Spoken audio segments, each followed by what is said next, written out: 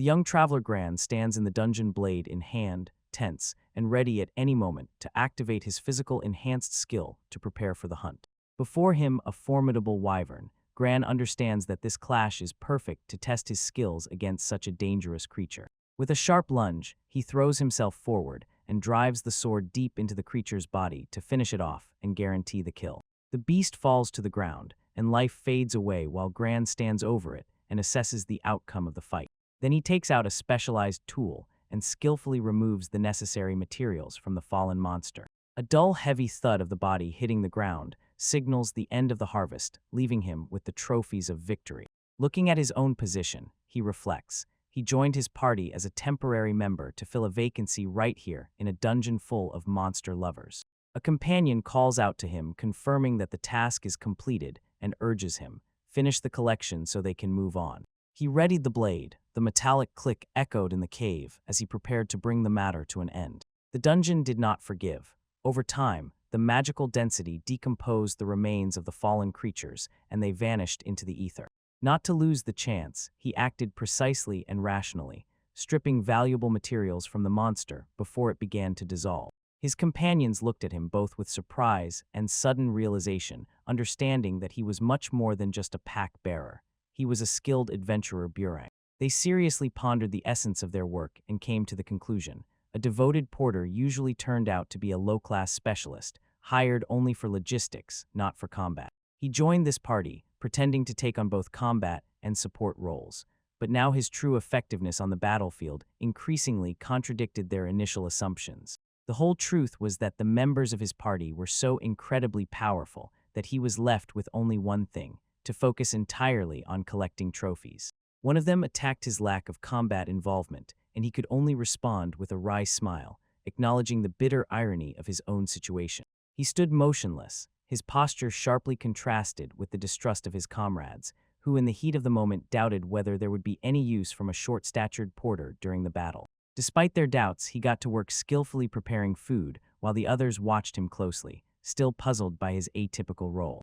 When the aroma filled the air, he assured them that the meat was ready and asked them to wait while he finished the preparation. Then they talked about their wishes with one friend. He asked for dessert, and after that he quickly and skillfully arranged everything for their meal. He moved with practiced ease, setting places until the company gathered in a circle. The tension that had just been nerve-wracking momentarily receded. The group was amazed, watching him pull things out of the bag, and because of this mistakenly decided that it was a magic bag. He did not correct their assumption.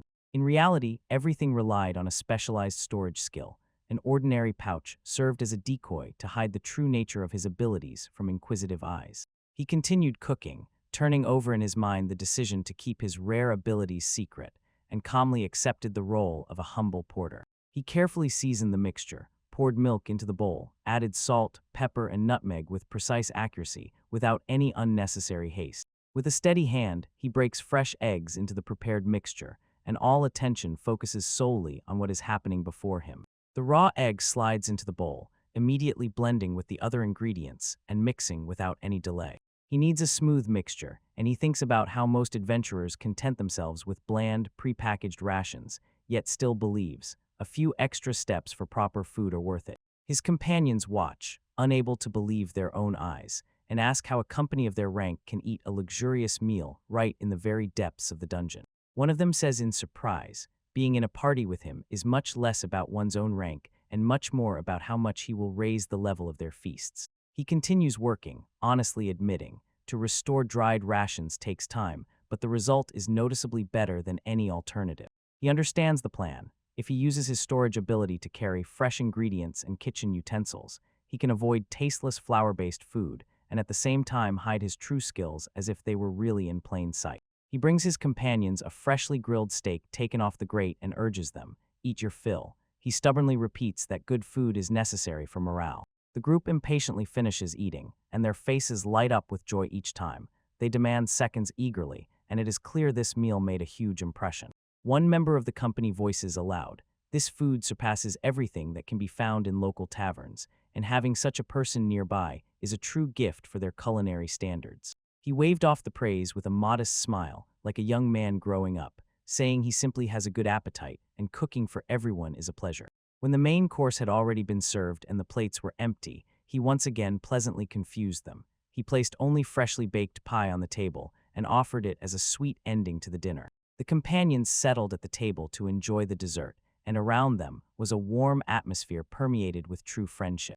Inside, he rethought his role. He thought that the ability to handle all these tasks was the perfect cover for his true status as a Class B adventurer.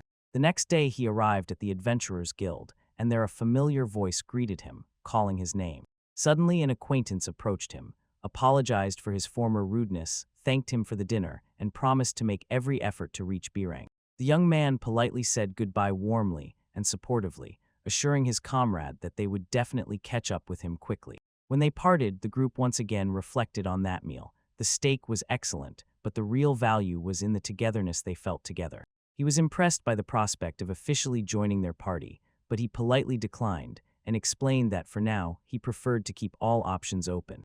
Alone again, he pondered his path, admitting that he liked cooperation, but the constraints of a permanent party conflicted with his own goals. He headed to the guild, and one thought spun in his head: to find another life, not one that constantly revolves only around others' expectations. As soon as he arrived, his gaze caught an announcement about housing, and a new idea for the future ripened in him. He realized it was possible to combine the work of a traveler with a quiet life in a village, and finally take up the peaceful existence he had secretly already imagined. He finally achieved his dream-spending determination and savings to buy a quiet house far from the noisy capital. Here, away from curious eyes, he can freely indulge in his hobbies and master skills at his own pace. Calmly smiling, he opens the status menu ready to embrace the slow life he has long desired. The young man plunges into memories and admits echoes of his previous life still live within him, even before he began his journey in this new world. He recalls his former existence on the land called Japana Place, completely different from the reality in which he now lives. In that past life, he lived an ordinary life, finding solace in the simple joy of video games. He remembered those quiet days when he could dive into virtual worlds without any dangers of magic and monster sand, was not afraid to get lost. Memories of past life remain vivid and sharply contrast with his current reality as a traveler. He himself keeps his status and inventory under control. 5 years have passed since the day he was born into this world, and at one moment, an endless stream of information from his past life crashed into his mind. He wakes up in his own bed, fragments of memories still hang in the air as he stirs after sleep. With calm, confident determination, he decides to test the new reality and quietly gives the command to open the status screen. He freezes and stares at the glowing interface eyes widen as the indicators of his strength, defense, and magic flash right before him. Tracing the lines on the screen with his gaze, he notes his level 11 and watches the health and stamina bars. These now define his physical capabilities. Understanding settles on him. In this world, imagining one's own stats and gifts is not a dream, but a tangible, concrete reality. On the screen, his destiny flashes, and he becomes a hero. This title painfully cuts through his modest expectations. He again feels the weight of his father's words. They urged him to defeat the Demon King, and the fate he never even suspected in ordinary life. Clenching his fists, he caught a wave of determination. His heart beats wildly as soon as the thought of a step forward arises in his mind. He is overwhelmed by his past life, and along with it doubt. Do these memories mean that something greater awaits him, as if he could become the hero of a great story? Despite the uncertainty of his weak gift, he joins other village children in the fields and begins practical training, hunting and gathering, everything that will forge his future. He watched as his peers effortlessly displayed abilities as soon as they took up weapons, and against this background, his own struggles to find his place among them sharply stood out. The realization hit him hard. While everything was falling into place for others, his own progress was frozen, and controlling magic still eluded him. While friends so easily began to cast spells, he could only stand and watch enraged because he could not replicate their success no matter how hard he tried. Only reviewing his status screen sharpened the mystery further. Mana and magical power indicators were extremely high, yet he still could not cast a single spell. By the age of 10, he already felt simply average, watching those around him surpass him in growth, carrying within him a sticky, aching sense of inferiority. He bore the weight of this unspoken anger, feeling the heavy burden of the hero's status, yet still could not achieve even noticeable progress. Looking at the peaceful village, he imagined a quiet life, a stark contrast to the expectations placed specifically on him. Even the monsters from the surrounding forests seemed simply a natural part of the ecosystem, no trials to test what he was truly capable of. He looks through the endless expanses and contemplates the distant demon kingdom, where a mighty ruler holds all the lands in his hands. In the bustling town, he observes how the inhabitants live their daily lives, noting, even here trade and social contacts happen constantly. Wandering, he cannot shake the thought, what really makes a hero? But philosophical doubts have long since melted away, and for him, it is already a trivial matter. He is interested in legends about heroes gifted with several types of weapons and magical abilities, and he dismisses grand talks about saving the world as something unrelated to his own path. Walking through the village, he recalls his decision to join the guild. He was driven by a quite down-to-earth motivation, and it had nothing to do with the grand destiny of a hero. He keeps his unique gift in Focus Explorer, which allows him to store and manage an endless variety of things in a vast, tangible space. This ability works like a virtual warehouse, perfect for keeping everything in impeccable order and storing inanimate objects, plants, and microorganisms. When his mana reserve grew, he realized he could store even more. Since then, he spends his time hunting monsters and gathering materials to fill the storage and prove the practicality of his gift. He continues his systematic collecting work, relying on a special storage skill, noting in the catalog every monster part and every resource found in the dungeon. The large volume collected brings him incredible satisfaction. He watches as his inventory list grows hundreds of wolf fangs, rabbit pelts, and antlers. A deep calm spreads over him. The accumulation of these treasures soothes his soul. In quiet moments, he clearly realizes this path to gather and assemble corresponds much more to his essence than the life of a traditional hero. Having gathered his resources, he sets a new target for himself.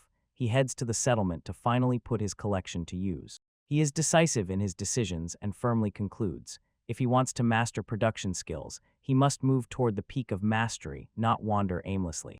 Bursting into the noisy market, he absorbs the words of a local. Merchants from other cities come here, bringing rare and extremely valuable finds. His eyes light up as soon as he sees colorful goods in the showcase. Impatience cuts his nerves, as he already wants to see what treasures he can acquire to fuel his mastery. He returned to his companion and asked how the day at the market went. She confirmed, because the bazaar is so large and there are few people, she had to leave the store management to the shop keyholder.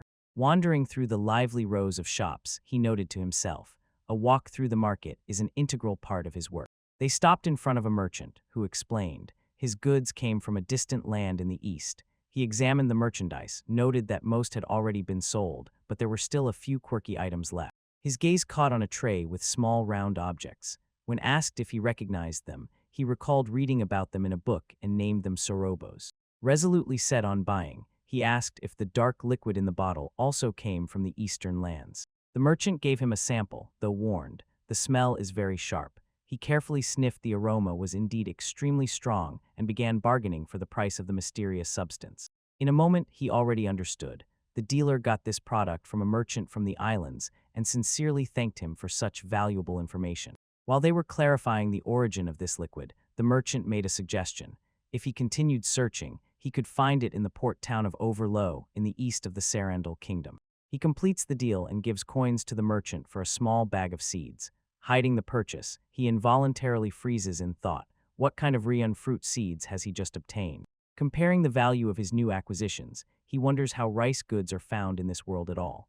The existence of Sasa's sake confirms a connection with memories of his past life, so now he reflects on the consequences, how such familiar entertainments and joys appeared in this land. He stopped at the thought, what if someone else also preserves memories of a world just like his, and he wondered if they would ever have to cross paths. With a clear goal in mind, he decided to head east, hoping to find ingredients that would at least remotely remind him of home. His companion noticed the things he had obtained, became interested in their purpose, and asked for an explanation. He began to talk about the nature of these objects, immediately making it clear they were still unknown to her.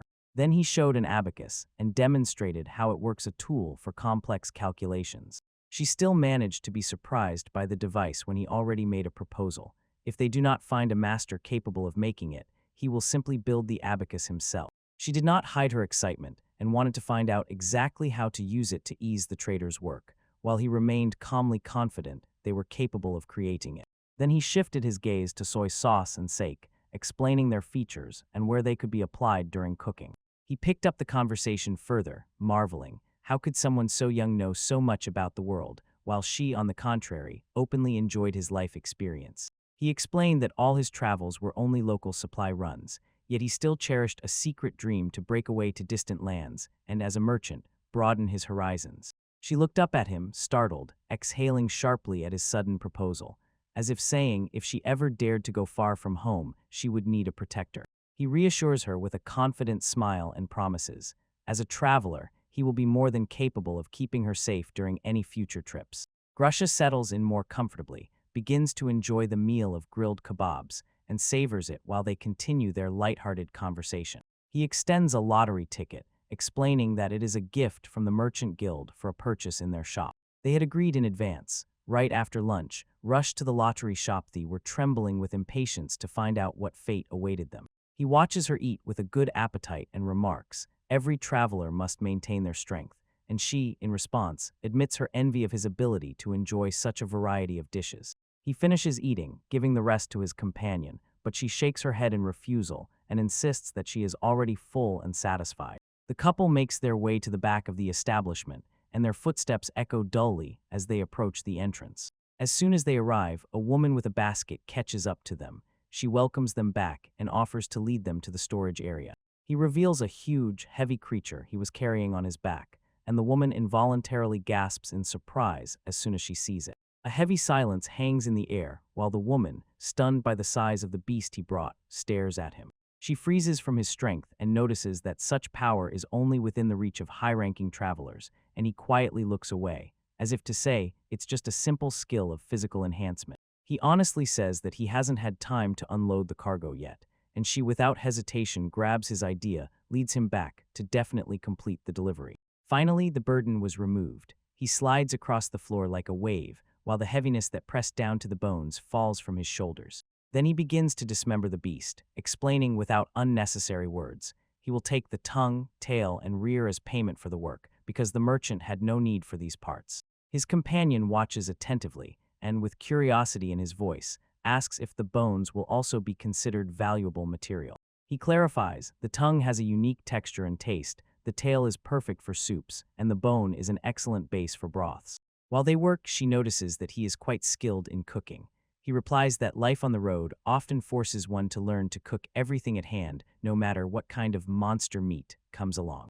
Now that the carcass has been expertly divided into portions, she cannot contain her surprise. How much meat was taken from this creature? He voices a practical dilemma. There is so much meat that it must either be eaten quickly or a way found to preserve it before it spoils. He suggests smoking the meat and explains, this way it becomes perfect for travel rations and also pairs wonderfully with a drink. She agrees with the plan and invites him to stay for dinner, offering to use part of the fresh meat for their meal this evening. Enthusiastically, she advises preparing a steak, explaining to her companions that this piece is tender and rare. While they argue about how to approach the kitchen, he suggests adding chopped garlic to enhance the flavor, and she agrees without hesitation. Recalling the past, he does not hesitate. He cooks himself, especially now that he has gotten such wonderful ingredients. He gets to work skillfully slicing the meat while the frying pan heats up. The butter is already melting and sizzling. Thin slices of garlic tap against the hot pan and frying in the butter release a thick, rich aroma. Watching the process, she sees. Hunger grows, yet she still holds back her patience while he continues cooking. He again shifts his gaze to the thick piece of raw meat and prepares it for the final seasoning. Firmly and evenly, he makes precise cuts so that the meat cooks evenly on all sides. He finishes the preparation, rubs the meat with salt and pepper, and sends it onto the hot frying pan. He watches the steak sizzle in the pan, and while the aroma fills the air, assures his companions, the food will be ready very soon. Returning to the others, he calls out to take care of the final preparations, and the little boy, unable to resist, greedily jumps straight into the fire. He briefly reflects on the details. Everyone has their own preferences for how well the meat should be cooked, and he himself prefers medium rare. Masterfully, with one sweep, he pours a thick sauce over the hot meat. The scents rise up, and the young boy freezes, staring at the pan, wide-open eyes in pure admiring wonder. The dish is ready. A perfectly cooked black buffalo steak takes its place on the table, and he finally calls them to start eating. They take the first bites, and on their faces, anticipation suddenly turns into genuine surprise at the quality of the dish. He sits down at the table with them and shares the meal. We all enjoy tasting the fruits of his culinary work. Kerchai notices the unexpected tenderness of the black buffalo meat. She expected a much tougher texture. She tastes the dish, and her face lights up with joy as soon as she senses the flavors that Gran prepared. He explains the dark seasoning, once heated, immediately reveals an appetizing aroma, and adds that although its smell is special, with garlic it turns out simply amazingly tasty. When asked about the origin of the ingredients, he admits he knows exactly what those components are, but the cooking process is too exhausting to repeat, especially due to the lack of soybeans. He thought that this seasoning could turn the local cuisine upside down, so he began to make a plan: how to reach merchants or the trade guild and get more for himself. Folding his thoughts into memories of the past, he recalls how he once searched for this in the capital, but all in vain, and now he understands. Today's find is pure luck. She explains that the product comes from the far east of the kingdom of Shuren, and the journey there would take at least a month. They shift their gaze to the horizon and quietly discuss the chance to organize a long expedition to distant lands beyond, where such imported goods can be found. He dismisses the idea of asking for help from a specific mage who can teleport, and it is clear doubt about him runs deep. He sighed, glanced over the food, and decided any plans for a long journey will wait. He just settled into a new home, so he just wanted to rest. When the morning light seeped through the windows, he and his comrades fell silent at the table for a moment. The silence seemed to quarrel with the weight of future duties. Later, while he was preparing the bath to clear his head, they discussed the logistics of the next steps. First of all, preparing the necessary items, potions, and specialized rings for future tasks. As soon as the matter was settled, he said goodbye to them, already calculating that he would have to brew more potions and possibly add some protective charms to the gear, just in case. In the very thicket of the lush green forest begins the quiet life of the traveler. He kneels among the bushes and marvels at how many rare ingredients are there, truly savoring the joy of his measured life. While counting the harvest, he checks the inventory. There is enough material for his tons, but he still feels like gathering a little more. Standing alone in the forest, he runs through his path in his mind, and the thought does not leave him.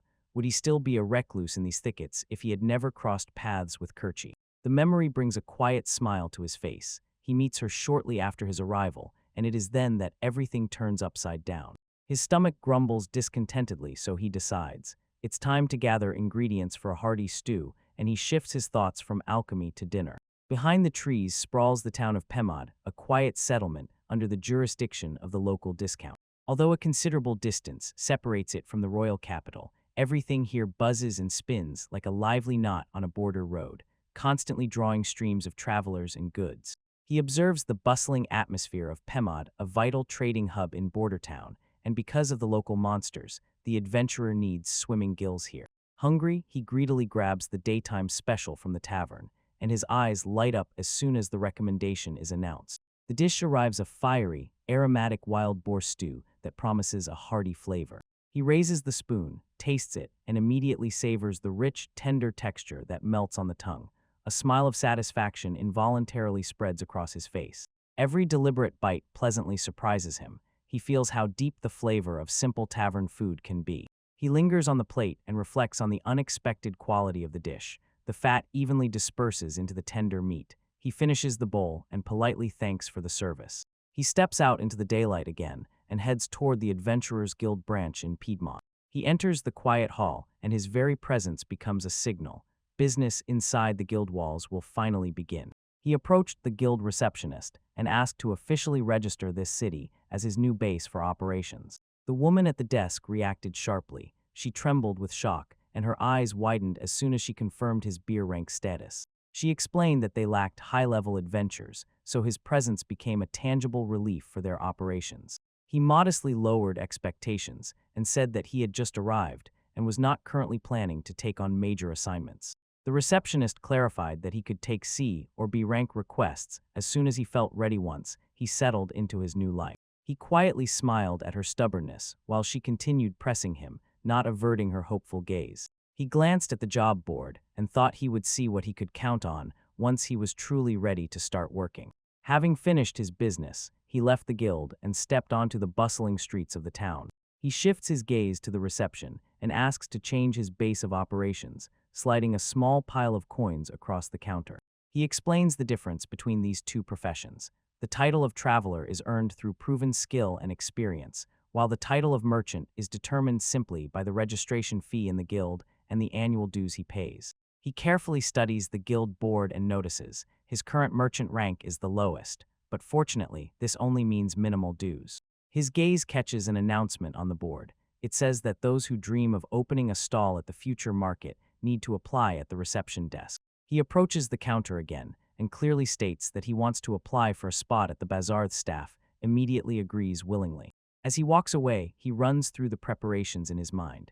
He already has everything necessary. Fresh vegetables remain for daily life, and the thought of his own little shop brings a genuine smile to his face. Suddenly, he freezes as if rooted to the spot.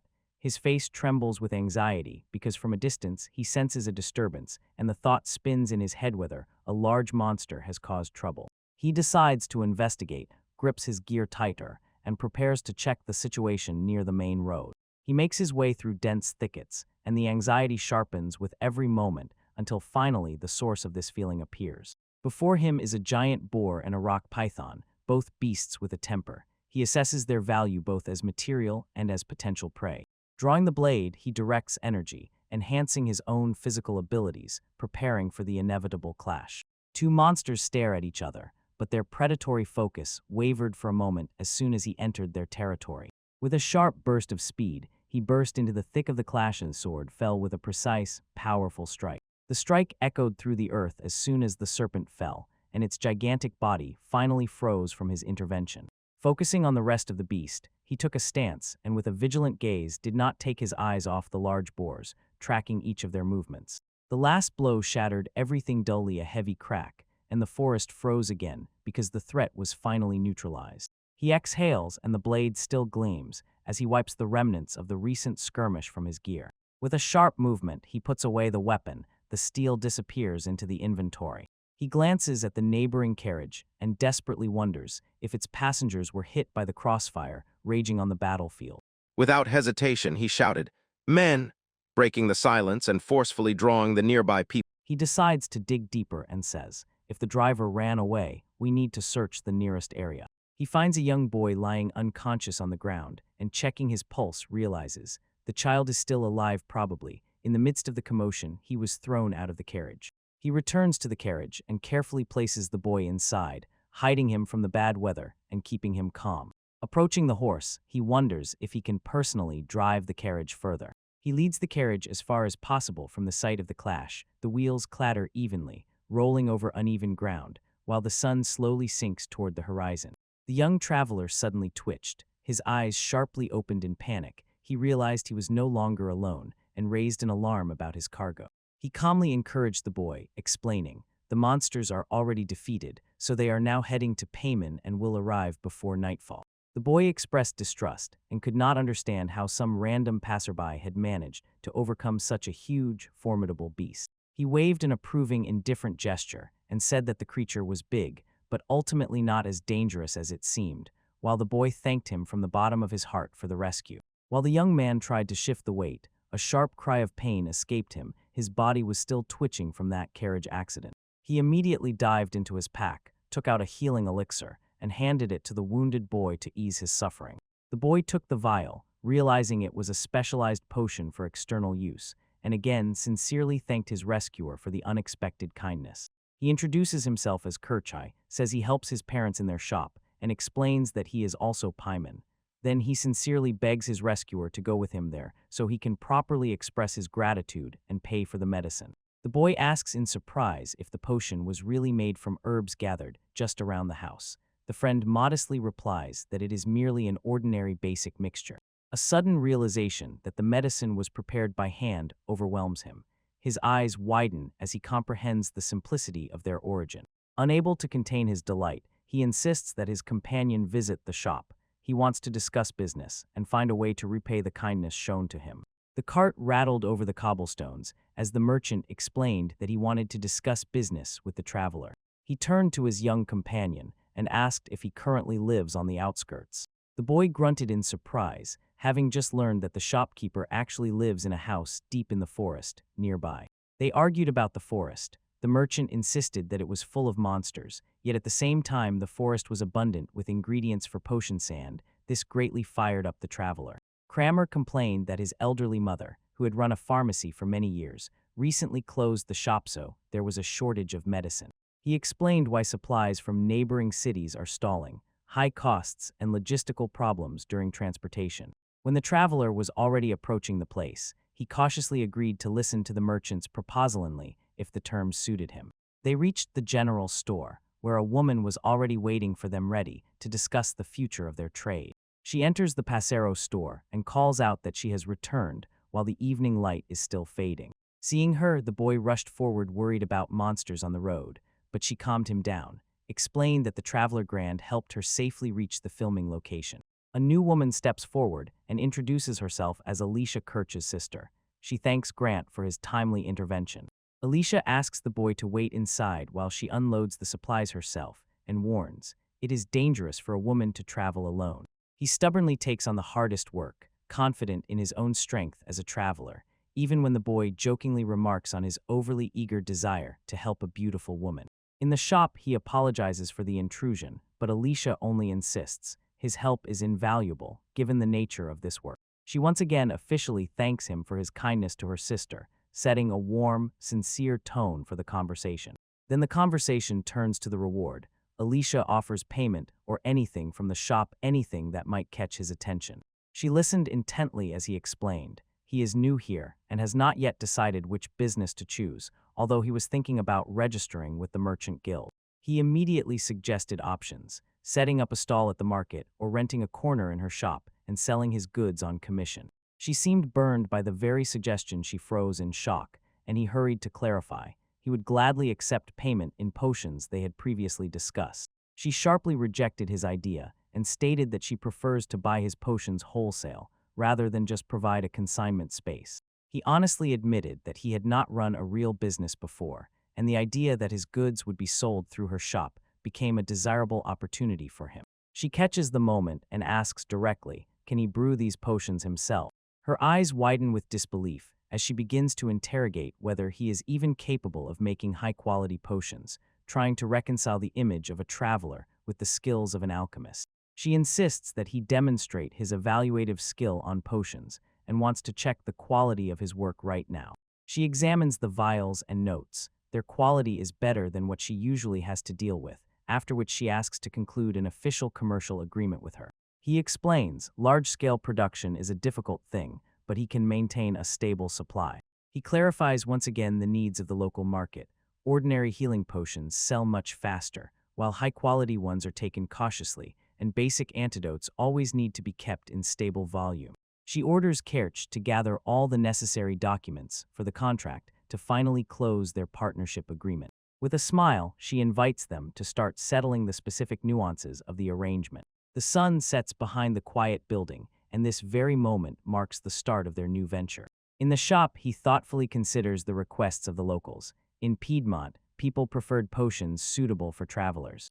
He began working on making affordable, highly popular restorative potions so as to fully meet the needs of the town. At first, he surveyed the silence around and noticed there were no strong monsters nearby, so accessible standard potions are in wild demand among local adventurers. So he decided to prioritize cost-effectiveness to squeeze the maximum quality within his capabilities. Before the task, he gathered his courage. His face was focused and determined as he prepared the workspace. He laid out the ingredients: medicinal herbs like euro and mallow, alongside magical stones, all in the place for the potion he was going to brew.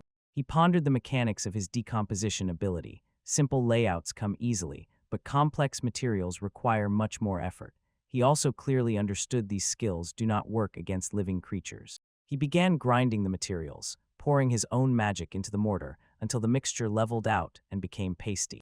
Although he did not know how to cast spells, he turned out to be a master. He could saturate water with magic. Carefully turning the herbal paste into the enchanted liquid, he stirred thoroughly to make everything uniform. After holding the mixture at a slow boil for an hour, he let it cool, then just as carefully poured the finished elixir into smaller bottles. He again considers the mechanics of his craft and notices. The quality of the potion depends primarily on the condition of the ingredients and the precision of his magical infusion. With a focused gaze, he successfully synthesizes high-quality healing potions until under his practiced hand, the raw materials transform into what is needed. Switching to the rest of the materials, he concentrates and decides to use the creature's meat beneficially, so he prepares a roast from it. Carefully cuts open the corpse, noting, the bones are large and cumbersome, but the meat is well suited for processing and safe to work with. When the meat is already prepared, he generously seasons it with salt, pepper, and garlic to make the flavor brighter. Next, he kneads the dough from flour and eggs, pauses for a moment to enjoy a cool mug of beer while the dish finishes cooking. Having chosen a side dish, he begins to cut the potatoes so that the pieces are convenient, even, and bite-sized. Menace reacts clumsily when the group concludes. Any of the lords has the power to effortlessly erase an entire nation. He carefully coats the monster's meat with flour, making sure each piece is properly prepared before lowering it into the shimmering hot oil. While the meat sizzles, he does not take his eyes off it. A golden, crispy crust forms, and anticipation grows as the appetizing aroma fills the kitchen. When the frying is done, he places the dish on a plate and freezes in amazement, savoring the crispy texture of the monster's meat. Now it can be served. He lifts a piece, blows on it to cool the steam, and only then carefully, almost greedily, takes a bite. The taste turns into a real revelation. The meat is both firm and juicy at the same time, and the spices so aptly emphasize its temptation-ready character. Next, he dips another piece in vinegar and suddenly sees the obvious. The sharp sourness harmonizes incredibly well with the dish's heartiness and complements his mug of beer. Pleased with his culinary victory, he is about to share the catch when a young guest arrives at the house. He turns to greet the boy, who came to call him still in the quiet of the morning. He meets the boy, hands over elixirs of his own making, and calls him inside time to finalize the deal. When he wearily walks to the store, he warmly greets Alicia. Alicia thanks him for the prompt delivery and does not hide her delight. The quality and quantity of materials he managed to gather are truly impressive. He says that the current supplies will last at least until next week, so they agree to keep this delivery schedule. While she turns around to prepare the payment and open the store, he and the boy wait patiently. He gestures to show the freshly prepared monster meat and states that his storage skills allowed him to keep it perfectly fresh until the meal. The boy hesitates, takes a cautious bite, and at that moment his eyes widen. The taste turns out to be completely unexpected and genuinely exciting. Then he extends an offer to Alicia and invites her to join in tasting the dish before the payment is finalized. She takes a bite and sincere surprise flashes in her eyes from the flavor, while the boy excitedly asks if it is fish, then stops in shock when he hears in response, "It is food made from rock bison." The boy admits that he confused the dish with snake meat and cannot believe how incredibly tasty it turned out to be. He explains that he used leftover ingredients from the potion to prepare the dish, and the taste came out much better than he had imagined, so he also treats his companions. Switching to a business tone, the boy asks if there are any small bottles for his potion available for sale. He gladly offers a discount on the equipment, saying he has already received so much help, and now asks the woman if she agrees to this deal. The deal is made, so this becomes a successful start for the trio on new land, as they continue to strengthen their friendship. The adventurer stands in front of his own home, a dwelling perfectly suited for a quiet life. It was chosen right next to the edge of a giant forest. He goes even deeper into the forest and notices, even local inhabitants and his adventurer partners rarely reach this far into the unknown. There are no monsters here, but the area turns out to be rich in valuable plant materials, so for gatherers it is unexpectedly profitable. Suddenly, a majestic white creature appears before him, a unicorn. Its elegant form breaks, and a cruel, aggressive nature comes out. He draws his blade and freezes in stance as the creature launches an attack. A long, sharp, horned posture, as if to pierce anyone who dares to cross its path. After a quick clash, the creature is subdued. Its horns are cut off. He immediately understands without its horn, this animal becomes nothing more than an ordinary white horse. He examines the prize and, comparing his assessment, confirms the unicorn's horn is S+ rarity. This ingredient is a reliable base for high-quality restorative potions and enchanted equipment. Satisfied with his haul, he pauses for a moment to rest and simply enjoy the peaceful forest scenery. He finds himself among his companions Alicia and a young boy as they focus intently on delicate work, forging and enhancing equipment. Taking a break, he pours himself a drink and savors a short respite from their labors. Suddenly he is seized by surprise. Nearby, some creature has stealthily crept up. He sighs and realizes that vigilance still falters. Noticing the beast, he decides to offer it a piece of his food, curious how it will react. The animal accepts the offering and begins to purr calmly, so he admits with a crooked smile, it is truly hungry. When the food runs out, the beast nudges him with its nose, demanding more insistently, and he gently explains, there is nothing left to give. Noticing an injury on the creature, he became worried and offered a potion so it would recover faster. The beast flinches with a sharp movement, and for a moment throws him off with its strange behavior. He froze in amazement when the creature twitched wildly. Its body reacted strangely to the potion he had just offered. Stopping breathing, he considered in his mind whether this was already an acquaintance with the forest guardian, and stepped back, watching how the beast settled down. The creature left behind a horn, and he immediately realized, this is a high-quality material for brewing potions. Such a turn of events made his chest sing. Holding the new material in his hands, he set a course to brew even more potions, and definitely to bring them to Kirch's shop. He spent these hours working hard in the fields. The even sweep of his tools scraped the earth from the soil. Wiping sweat from his forehead, he paused for a moment and tried on the reality of his current life in hard manual labor. A quiet satisfaction from achievement suddenly flared up. Returning home, he took up repairs and immersed himself in work, with each hour increasingly realizing, even the simple chores of a measured life bring true satisfaction. He finished the day as confidently as he started. He prepared smoked meat and used the remains of a large boar to preserve food for the future. He prepares the meat, carefully rubbing a mixture of salt, sugar, and finely chopped herbs deep into the fibers to extract all the blood that might remain. When the spices have done their work, he relies on his own preservation skills to speed up the aging process, while simultaneously gathering the necessary firewood for the smoking phase. When the time passes, he carefully rinses the salt from the meat by immersing it in a barrel of fresh water to soak and desalinate it. After drying the surface, he hangs the meat, letting it smoke for 5 hours and notes. His preservation skill keeps everything perfectly fresh without any extra effort. While the meat smokes, he moves on to dinner, gathering wine, garlic, tomatoes, and mushrooms and cooking a thick sauce. He quickly brings the meat to a boil, seasons it, then slowly fries onions with butter and garlic until they reach a deep caramelized golden hue. The scent of garlic fills the air, as if the base of his dish is about to come together into a perfect picture. He finishes the dish, adds tomatoes to the pot, and crushes them while they quietly simmer, releasing a thick, rich sauce. Without stopping, he pours a splash of red wine into the pot as soon as the tomatoes soften,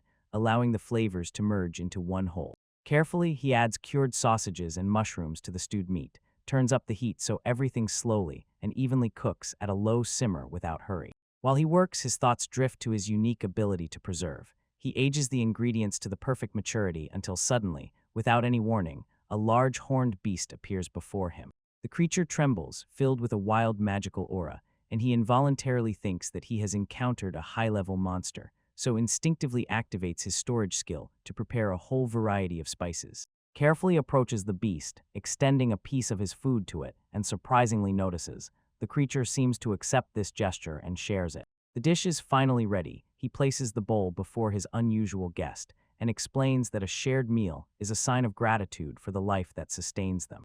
The beast eagerly devours the food, and he immediately offers an additional portion, encouraging his new companion, eat without hesitation. He bites himself, savoring the rich and layered flavors of the dish, the one he prepared with patience and attention to every detail. Slowly, in a special way, he tastes the tender, long-simmered beef tongue and notes how the sweetness of the tomatoes perfectly highlights the rich demi-glace. The dish is a true delight. He cannot resist and smiles, savoring every sip, marveling at how it turns out to be a satisfying pleasure. Under the endless moonlit sky, he finally realized, sharing a table with a magical creature is not such a scary prospect. The cooking cauldron stands empty, a sign that the main dish has already been served, and the end is very near. He extends a glass of wine to his companion and promises to bring snacks to enjoy together with the drink. With refined movements, he begins slicing fresh wild boar ham, impressed by how skillfully the preparation turned out even on the first try. He raises the tray, clinks his glass against the beast cup in a toast, and impatiently waits to see how the creature will respond to the dried meat. The beast ravenously devours the ham, while he sips his wine, and they both catch a shared moment of simple pleasure from a good feast. He looks with a gentle smile as the magical creature greedily snatches the crumb. He tosses their quiet dinner flows in the soft glow of the evening. The animal emits a contented rumble, as if mirroring his own self-satisfaction, while they finish the glass of wine together. Under the endless moonlit sky, he raises his glass in a silent toast, sealing the bond born from the shared meal. The next morning he bustles in the kitchen, skillfully frying eggs and preparing food, sticking to his routines. Just as he carries a fresh cup of tea, suddenly the door bangs and his entire morning ritual is interrupted. He lingers with the thought of who could have come so early. Opening the door, he is surprised to see a woman standing on the threshold. Her presence filled the doorway as if she was expected, and a strange familiarity stirred in his chest. He doubts her sudden arrival, and she brushes off his misunderstanding, jokingly claiming she came just to eat, although he insists, "This is not a restaurant." She admits she brought something he might want, and when she shows the mysterious item, she sparks his curiosity. He is pressed by disbelief. He freezes, staring intently at the gift and cannot believe. Is this really the very thing he has been searching for so long? The visitor lifts a bag of rice, and he immediately brazenly demands, how did she manage to get such a rare amount for his breakfast? She brushes off his confusion with a faint smile and insists, if the dish is already ready, all he has to do is taste it without hesitation or unnecessary questions. He really takes the food, but the mystery of its origin does not let go because he understands. Finding the source of the rice is much more important than the meal itself. Inside the house, a young man asks where the rice came from, and in response hears only that it was taken from the dungeon. She explained that in the treasure chest there was a sack of grain edible, like the white grains he was looking for. He expresses distrust of the very idea of a dungeon filled with food, and she replies that the resources found their turn out to be surprisingly practical. Then the conversation shifts to the unique atmosphere of the dungeon. Spices grow here, and on the lower levels, which resemble the sea, there is plenty of salt. It is precisely because of the marine nature of these depths that they come to the conclusion they cannot advance further without a ship that will chart a course in this area. She outlines the logistical difficulties, how exactly to deliver the vessel, and he still cannot tear himself away from the absurdity, placing food above the dangers of the dungeon. Returning to the meal, he inquired where exactly that strange dungeon is located, and made her note his eccentric passion for food. She offered to take him to the city of Ordo Botanico, noting that it is not far from here, where they are now. She says that the dungeon could be reached without any problems through teleportation magic, and he hesitated. He wants first to settle into their current life and establish a stable foundation. He does not stop, continues the conversation, and insists that the dungeon interests him precisely for the resources, so he asks if she would agree to sell him some of the rice she has. She exhales through pain, lamenting how he disappeared without a word, despite the fact that they were party members. She feels sorry about it and feels abandoned. He is noticeably confused. He does not understand what she meant and cannot grasp why her mood shifted so suddenly. He demands explanations, interrogates how she managed to reach him, and pulls. He personally casts spells on his magic bag so no one else could have accessed it. She calmly reveals that she cast a tracking spell directly on the bag itself so she could always find it, despite all his precautions. In a fit of passion, he throws a sharp reproach, implying she is meddling where she shouldn't, and she simply replies that he just cannot eat the food he has without her help. She offers to feed him rice and start cooking, and he, instantly realizing the value of this opportunity, accepts the offer with a radiant smile because he finally wants proper food. He sighed quietly. He had to accept if his companion insisted on the arrangement, then he would have to get the fish from the mountains after all. She smiled as if nudging him to think, since she can teleport back and forth, he shouldn't resist. Maybe she should just live with him. She also offered to help furnish his home. The next day he returned home and saw everything had changed radically, and such a sudden turn instantly froze him in shock. She immediately asked where the new furniture came from, so he had to explain. It was her rearrangement of the space, nothing mysterious. After that, she also said in passing that these things were spoils of war. They were taken from a fortified bandit hideout that she had already managed to clear. Noticing the state of his home, she without hesitation cast cleansing and preservation spells, and he felt gratitude, but at the same time was embarrassed. He shifted the conversation to food and asked how exactly she planned to cook the rice he brought, while she was already explaining her culinary process. When they sat together, he questioned her about the past, where she got such unusual knowledge. She replied that once all of it was passed to her by that traveling merchant she knew. He was not at all pleased by the absence of memories of his previous life. The modern, polished line sharply clashed with what was happening now. After this, he began washing rice, preparing for a whole hour cooking of real food. While working, he flipped through the menu, looking for soy sauce and marking the premium quality of great boar meat, just what suits Katsudon. He gathered all the necessary ingredients. There were onions and seaweed, like a fragile sea carpet, after which he carefully assembled the base of the dish. With precise movements, he put the plan into action. He dredged the pork cutlet in flour and egg before lowering it into hot oil. In a moment, the meat hit the frying pan. The room was filled with a sharp sizzling that immediately promised a delicious result. He carefully adjusted the heat, closely watching to ensure the rice simmered quietly, as it should while the pork continued to fry. When the appetizing smell of fried meat and steam from rice spread through the kitchen, he felt warm satisfaction from his own culinary efforts. Carefully lifted the golden brown cutlet from the oil, letting it drain properly before moving on to the final steps of his work. The chef froze. He was so tempted to taste the seasoning, but he forced himself to wait. He inhaled the fiery silence and held the coarse-simmering onions in aromatic dashi broth with soy sauce and sugar. Having prepared the base, he threw in the cutlet, poured beaten egg on top, covered the pan so the aromas would meld together, and quietly noted that for future meals he would need to make proper bowls. While the steam was rising, he called the others to the table, placed a steaming katsudon before them, and said it was a familiar dish from his past, assembled from ingredients painstakingly gathered bit by bit. They gathered around, and as soon as they took their first bites, the unusual play of textures and flavors left them noticeably surprised and genuinely joyful. She savors the moment and says, the flavor profile is unlike anything she has tried before, neither completely salty nor completely sweet, but definitely addictive. Watching them savor it, he finally relaxes and starts eating. A satisfied smile spreads across his face as the familiar taste confirms that everything turned out well. The feast continues in a cheerful mood.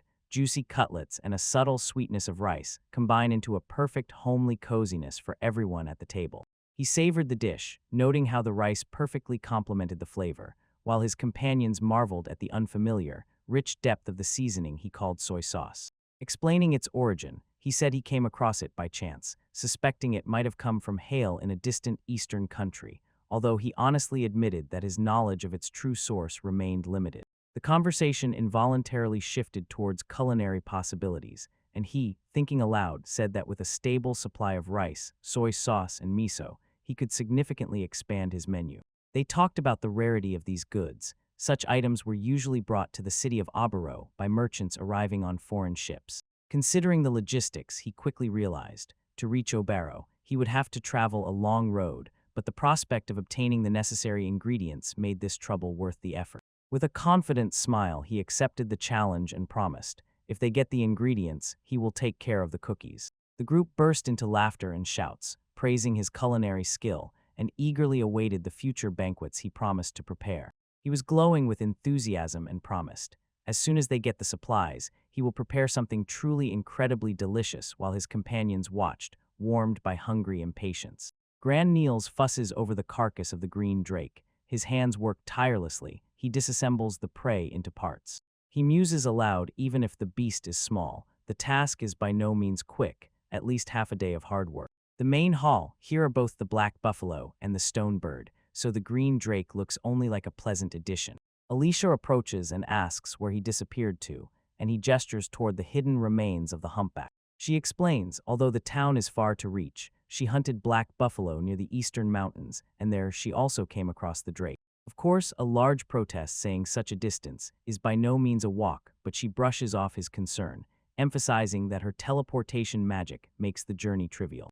With a slight indifferent shrug, she hands him the dirty work and even throws in a remark that he involuntarily notices, how incredibly free-spirited she is. He gets back to work again, admitting that he will have to put in more effort, but the quality of the meat makes it all worthwhile. Finally, he exhales with relief, satisfied with the progress, and wipes his brow. The remains of the beast must be gathered carefully and laid out in parts each has its own value. Blood and organs go to high-quality elixirs, claws and scales to weapons or armor, and the magic stone for consumption. With such a reward, he immediately understands. A bunch of useful things can be made. The next day he starts marking the terrain, noting exactly where materials lie and where monsters live.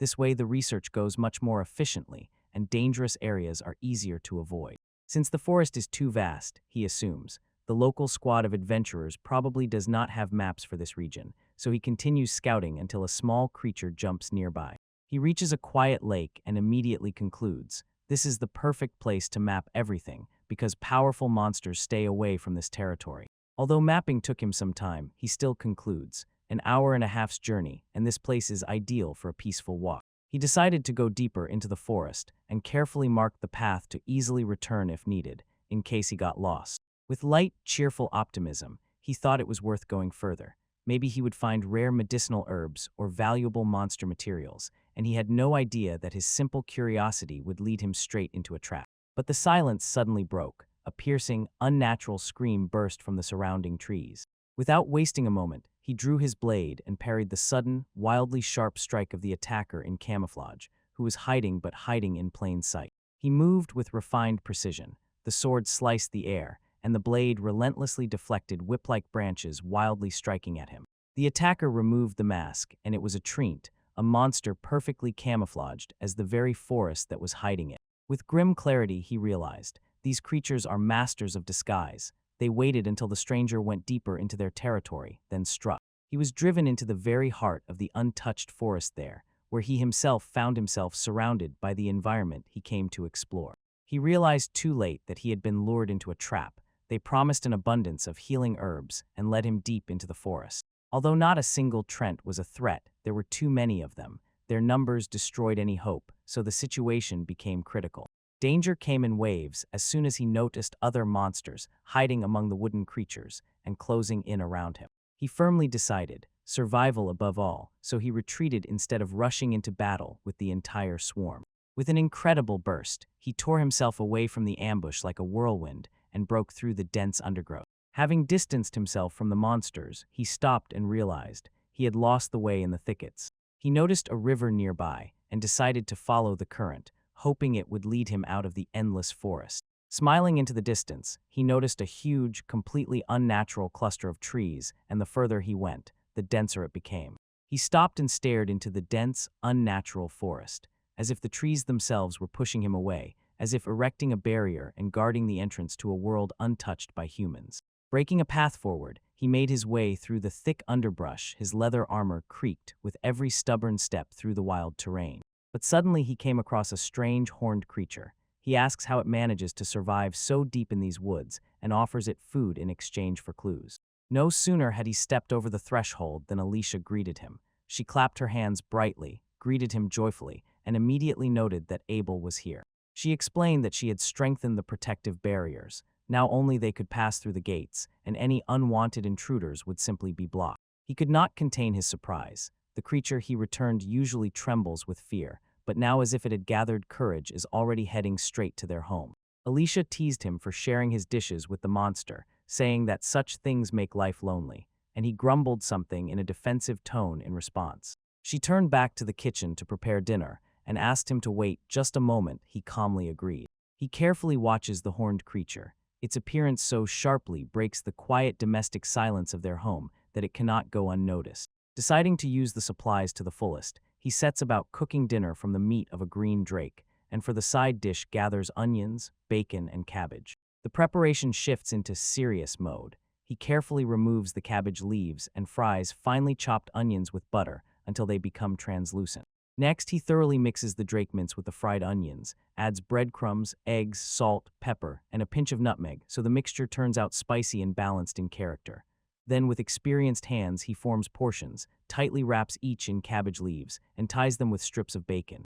He attentively watches as everything quietly cooks under the lid, and adds the final spices so the flavors blend perfectly. Considering the size of the creature, he suggests to Alicia to have dinner outside the house is too cramped for their guests. The food is finally served. They sit together under the open sky to share the fruits of his labor. He places a steaming dish before them, a selection of stuffed cabbage rolls filled with green drake meat, hoping the unique taste will please his companions. They squeeze each other's hands in a moment of gratitude and are ready to start the meal ahead. Lifting the portion, he releases abundant juices and a spicy aroma outside, and this immediately reveals the success of his culinary efforts. Nodding with satisfaction, he urges everyone to start eating immediately. He takes a bite and closes his eyes. The rich, meaty flavor overwhelms the senses like a wave. Touching the texture with his tongue, he realizes if the drake meat is chopped, its hardness changes to a tender, juicy delight, so he is already eager to experiment more with this ingredient. She examines the dish with admiration, and he immediately offers another portion, while she notes how the cabbage perfectly holds the juicy seasonings inside. They continue feasting, unable to stop, because the sweetness of the vegetables blends with the rich meat, and eventually she asks for more again. She glanced at the plate and immediately understood the colossal amount lying there. Surprise quickly intertwined with anxiety, and she commented that the portions are indeed too generous. He waved his hand as if it meant nothing, implying, if there is still plenty left, just enjoy it. Nearby, the animal impatiently nudged its bowl. It was full, but it clearly wanted more. Switching the conversation to future plans, she said that first she would deal with current affairs, and then head toward the eastern regions just as he advised. His eyes suddenly widened in genuine surprise, so she began explaining the logistics. She could reach familiar cities by teleportation magic, but the journey to the Far East would still require time, at least by carriage. She spoke about the vastness of these lands. It takes almost a month by cart to reach the eastern border, although she hopes to find new places for teleportation along the way. He nodded, accepting her words, and promised the compensation would be fair. He would pay it in full for the help. They discussed the terms of the agreement, and he explained that his craft was just a hobby. Still, he hoped to get rare materials from high-level dungeons to exchange them for food and lodging and get one step closer to the goal, finding ingredients for Easter. He watches as the creature greedily slurps, and its insatiable appetite prompts a dry question from him. Have you eaten enough already? Feeding, it seems, is finally over.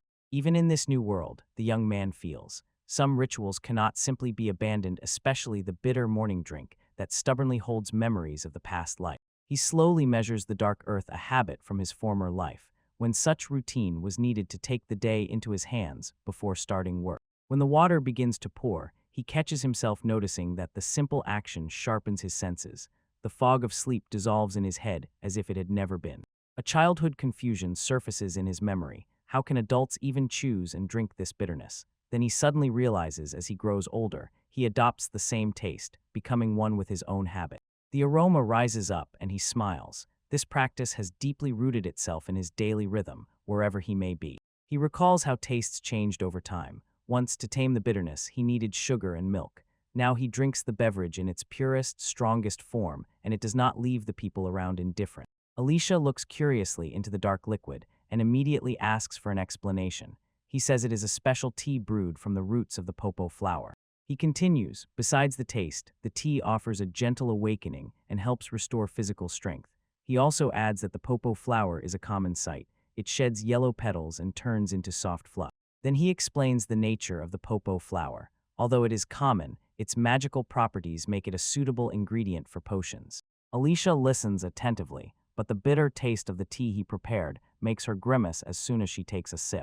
He offers to add milk and sugar to mask the bitterness, explaining, the flower is potent, but it does not have a pleasant taste. The young man unfolds his find and says that mixing the flower with certain minerals produces a restorative elixir, although he warns about side effects. He explains that the potion only gives a temporary burst of energy, but still warns, if consumed excessively, it can lead to toxicity. She cannot hide her surprise at this sensation, and adds that it was Abel who first proposed such a practical use for an ordinary week. He watches her reaction closely and admits, this potion works more as a performance enhancer than as a remedy for simpletons. The conversation fades, and in each person's mind clicks in unison. How many useful resources have been hiding right before their eyes all this time? Suddenly, a joke catches him. His companion grumbles that life would be too bland without him lacking a spark. As soon as the daily alchemical tasks are completed, he directs all efforts to the kitchen, preparing a batch of cookies to serve with coffee. First, he softens the butter, carefully sprinkles in sugar, and kneads until the mixture becomes light. Then he adds egg yolks and gently folds in sifted flour. Having brought the dough to the perfect consistency, he rolls it out and cuts it into even pieces, the very ones about to go into the oven. He places the tray in the oven, preheated with an enchanted brick, and relies on its heat-insulating properties to ensure the baking is even, without surprises. Then he simply exercises patience and waits. The heat does its work on the dough, transforming it into what will become a treat. The cookies come out ready, and although they look a bit plain, he does not give up, recalling the final touch that can elevate their quality. He remembers how he came across wild berries while gathering roots, and then decided to save them for later. With a steady hand, he stirs the pot, cooking the fruits down to a thick jam, and gathers just enough of it to suffice. The butter cookies are finally ready freshly, made berry jam is generously spread on top. He examines the treats and notes how the jam immediately highlighted and improved their appearance. In the formal hall, the noble studies it, and in the official reports finds what emerges during a separate investigation. Turning away from his culinary success, he thinks about how to pack the lunchbox and at the same time makes another note. The day was not wasted. Setting out on his journey, he heads to the lake, gathering healing herbs and fending off monster attacks that repeatedly try to interfere.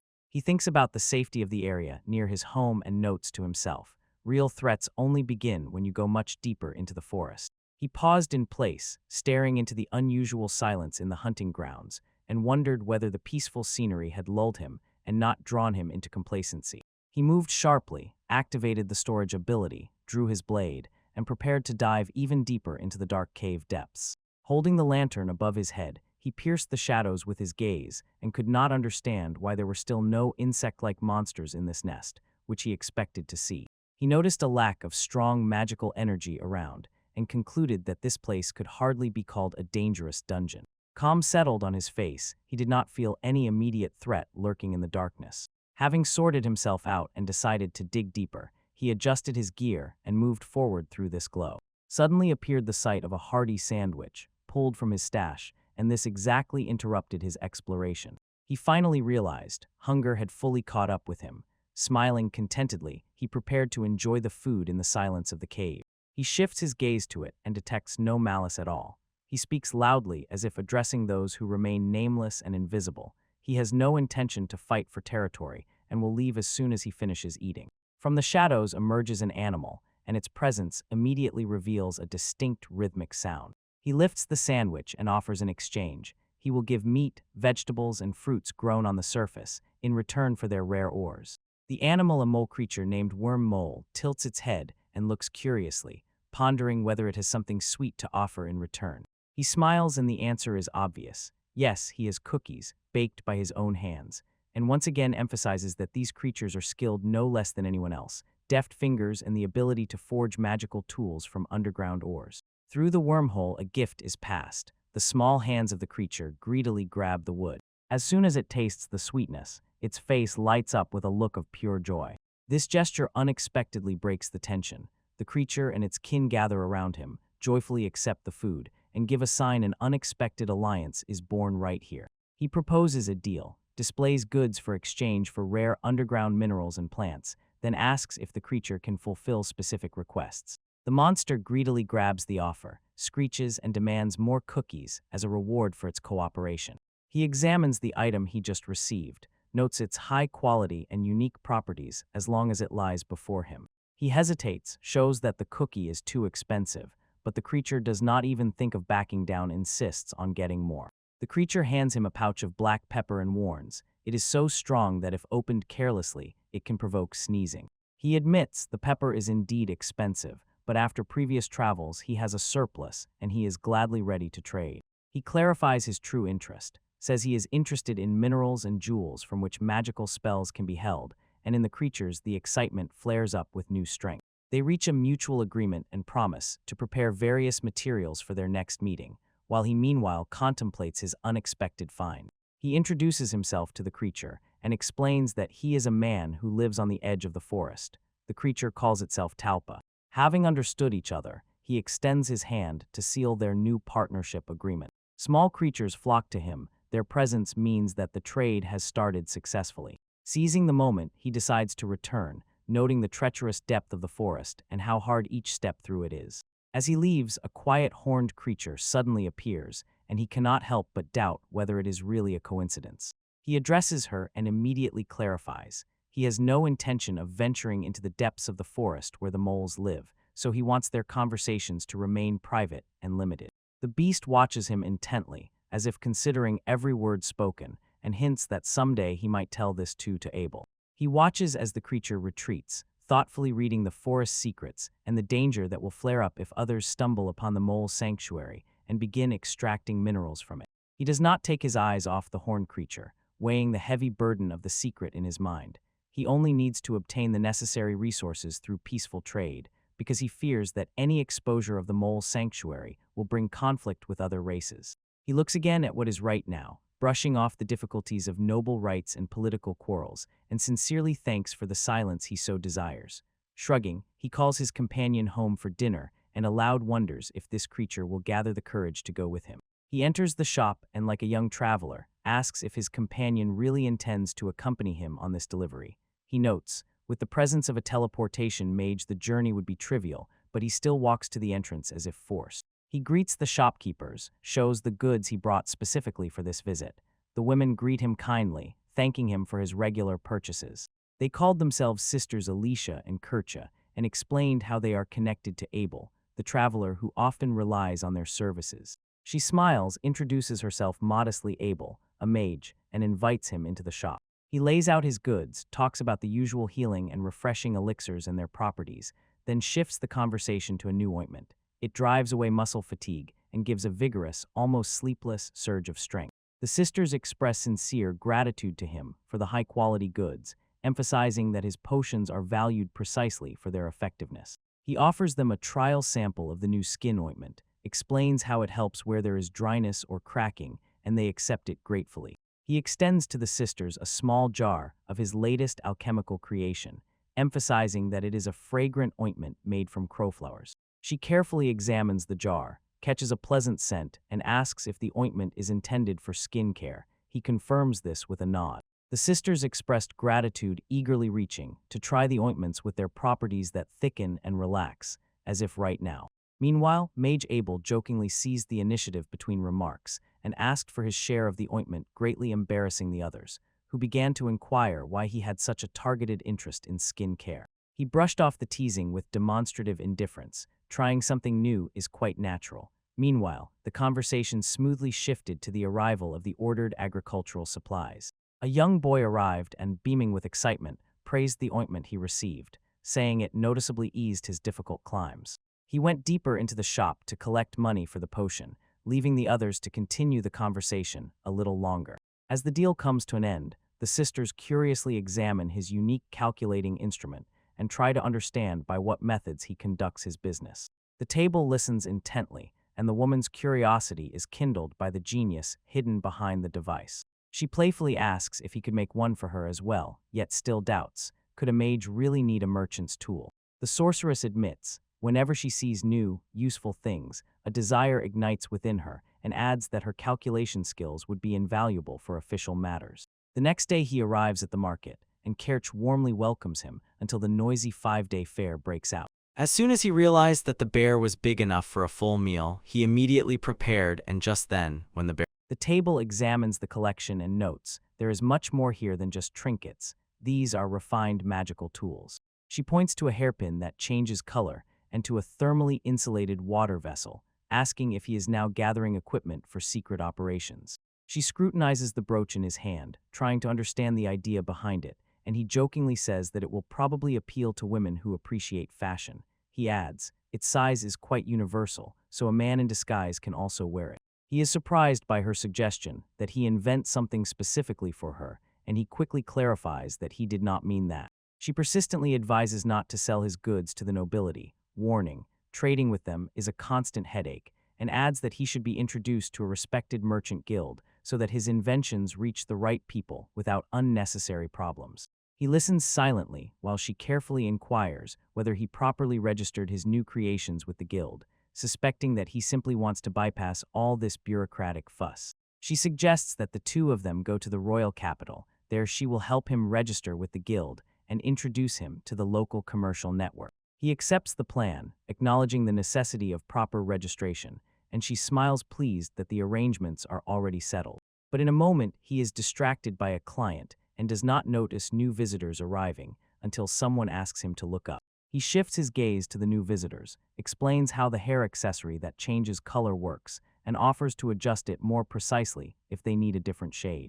He gestures for the client to try the magical hair accessory and watches attentively as she eagerly and impatiently attaches it in place. She freezes from the transformation. Her hair is now bright gold and, shining with joy, agrees to the price, 2 large silver coins. He explains how to care for the item. The magic stone will dim when its power weakens, and it can be recharged for further use. The deal is completed when he offers her a sample of cream for smoothing the skin and says that later he will keep it in stock at the merchant guild. When another client approaches him and asks for a different color, he quickly prepares a second accessory and maintains the same quality for the same price. The shop does not empty for a moment. A continuous stream of visitors keeps him fully occupied while he continues his inventions. Outside a lively market that continues to keep the daily rhythm, unaware of the small wonders sold at this stall. Abel notices how he is too absorbed in work and suggests taking a break. He slides a sandwich over so hunger does not take over. He stops working and looks up as soon as they begin asking about the intricate charms on his silver products. He says he simply applies magic directly and admits, over time the process becomes increasingly sophisticated. He breaks down the technique. By diluting mistletoe and mixing it with magic infused in silver, he is able to weave spells more complex than those produced by standard methods. The client looked confused upon hearing the mention of mistletoe, so he patiently, with a friendly smile, asked again which materials he needed. The conversation drags on, and he involuntarily reflects on how hard it is to understand women.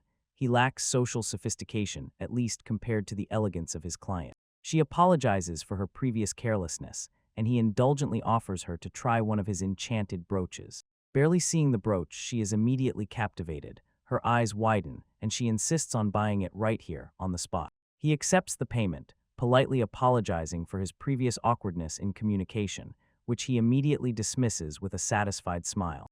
Before setting sail, he hands her the prototype as a gift, inviting her to touch and feel its unique properties. He carefully instructs his client on how to properly apply the magical ointment, so she understands how to remove it and reapply it for the best result.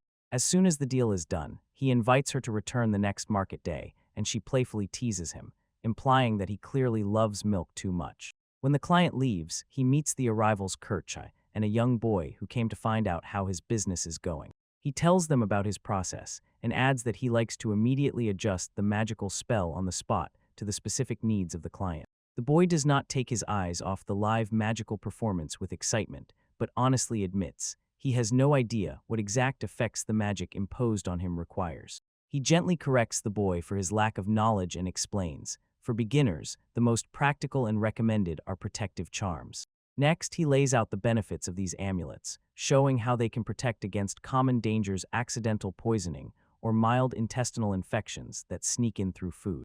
Finally, he clarifies that these are disposable, inexpensive items made from simple materials. They are made to last only a few uses before the amulets lose their effect. He attentively catches every word as the boy praises his work and only nods. The true value lies in the skill of the creator, and the young man does not back down, pressing him with questions and directly asks what level of threat his protective charms can neutralize, until he specifies, specifically the poison of the glass viper. With a confident smile, he corrects the boy and firmly states that his creations cannot be reduced to just one silver coin. He urges the boy to look at the true value of the craft, and this thought immediately finds approval among all who listen. Kerch persistently interrupts and snorts. Her pricing strategy is becoming increasingly unpredictable, so she should consult with him more often to keep his affairs in order. He politely refuses to burden her any further, but gladly agrees to the idea of showing his goods in her shop during the upcoming fair.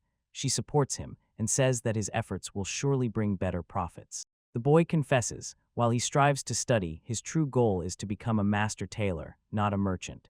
At these words, he freezes for a moment and becomes completely pensive. Ebel arrives to check how the work at the market is going and informs the guy that he mostly managed the tent himself, promising to later analyze the day's results in more detail. He gives them and the boy a light break. He laughs, driving away the fatigue of the day, while they stand together near the market stalls. But suddenly a look of concern flashes across his face, senses a disturbance in the air, and aloud wonders if a powerful magical creature has appeared nearby. Time drags on until he runs in as a messenger gasping for air, in panic. The man reports, a colossal Rick tourist has blocked the eastern road just outside the city. The news knocks Eblo off his feet, is stunned, and cannot comprehend how events changed so suddenly and dangerously. The beast named Rictordes looms over everything, a massive creature over 10 meters tall, dwelling in volcanic regions. Its skin is incredibly tough, and its strength depends on its diet, making this monster prey for vigilant researchers hunting such creatures. In the talkative guild of air travelers, the tension cuts sharply. The group is fervently discussing what is happening now and honestly admits they lack high-level travelers capable of tackling such a threat. The dispute flares up. They argue that sending a detachment with a reduced rank is effectively a death sentence, and if the beast is not subdued promptly, the city will face a blockade of vital trade routes and an inevitable shortage of supplies. Alicia sharply intervenes, undermining the idea of a direct assault. Even if they manage to defeat the beast, human casualties may be too many. She suggests a more cautious approach to act with combined force. After this, she shifts her gaze to the alien and clarifies whether it was he who recently transferred the registration, so whether it is possible to find someone with B-rank status to help with the investigation request. He replies his experience with Rictordes is limited, but in the Capital's Guild, he has connections, notably the A-rank Mage Abel, presumably with the necessary high-level appraisal skills to understand the beast's composition. The mention of an A-rank adventurer causes a real stir among the listeners. They are clearly stunned by the level of the person being proposed for this case. However, they conclude that a joint operation with the mercenary group Bamin is the only realistic path, but they remain cautious. The colossal power gap between individual Rictordes makes a regular extermination mission too risky. He turned to his companion and said, "Since the road is blocked, this should be interpreted as an urgent request. Does the mage from the capital have sufficient strength?" The armored man repelled the attack and immediately asked how they plan to act. He said that if they gather enough people capable of breaking through the beast's defense, subjugation might become possible. Heavy chains shackled her ankle, and as soon as she felt it, it became clear she had been restrained since birth, abandoned, and locked up. She endured complete. Changing strategy, he suggested starting with a preliminary investigation to assess the material properties of each animal, urging caution and prioritizing personal safety. The mission was officially classified as an A-rank subjugation, a request promising a reward corresponding to such a dangerous task. She inquired about the negotiations and noted, although the details of the Travelers' Guild remain unclear, the soldiers initially planned a joint operation to fight this threat. They discussed the consequences of the upcoming mission and focused on what would happen if during reconnaissance they were forced to engage in battle and defeat the beast. He revealed the financial logic. If the investigation turns into subjugation, the reward structure changes, and materials collected from the monster will provide adventurers with additional incentive. He listened silently while Alicia emphasized again, their goal now is pure reconnaissance, without direct confrontation, and sharply asked if he was ready for the mission.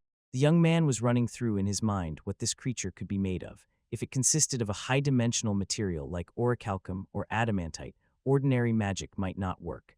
And then the thought came to him why he got involved in the upcoming fight at all. She brushed off his remarks, insisting that today they needed to prepare thoroughly and discuss tactical details later.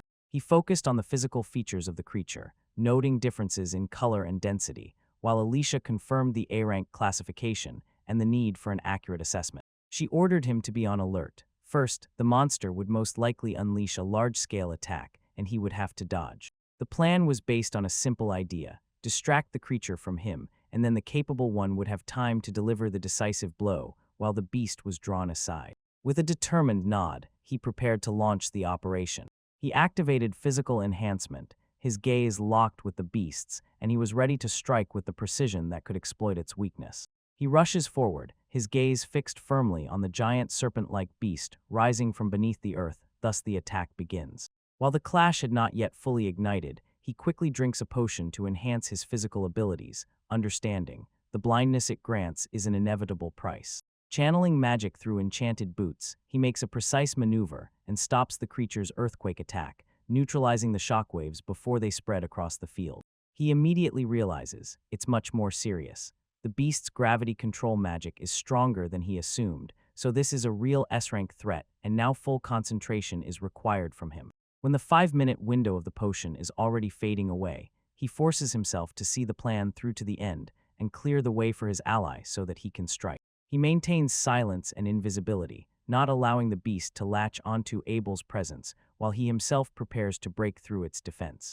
His strike echoes across the entire battlefield, a heavy, breaking push that forces the creature to recoil while he presses and uses his advantage. He freezes for a moment and feels the heavy backlash of the potion, but does not flinch. The fight is far from over. He swallows a powerful elixir, drawn from the blood of the green drake, and feels the hot liquid flood his veins, forcing his body to surpass the limits of natural abilities. A sudden surge of strength, drives him to his knees-ground cracks under the weight of the enhanced physical pressure. He gasps for air. His body trembles because the scorching heat from within bursts outward, threatening to overwhelm all his senses. Gaining momentum, he lunges forward, strikes the beast, flips the massive creature onto its back end. For a moment, it is completely powerless. It becomes increasingly difficult for him to stay on his feet. The effect of the potions fades right before his eyes, and he feels himself becoming fatally vulnerable. He turns to his companion and briefly warns. The beast's wide-radius gravity attacks have already struck twice, so now only a very short window remains. He brushes off fear about 1 or 2 attacks, if it is just a formality, and urges her to focus on the nearby opening. She catches his signal, steps forward, and the magic in her hands crackles with sparks as she delivers the final blow, while he recovers once again. She gathers magical energy, and the air around her vibrates with tension until the moment of the strike on the beast becomes inevitable. The creature named Lictortes proves to be incredibly resilient.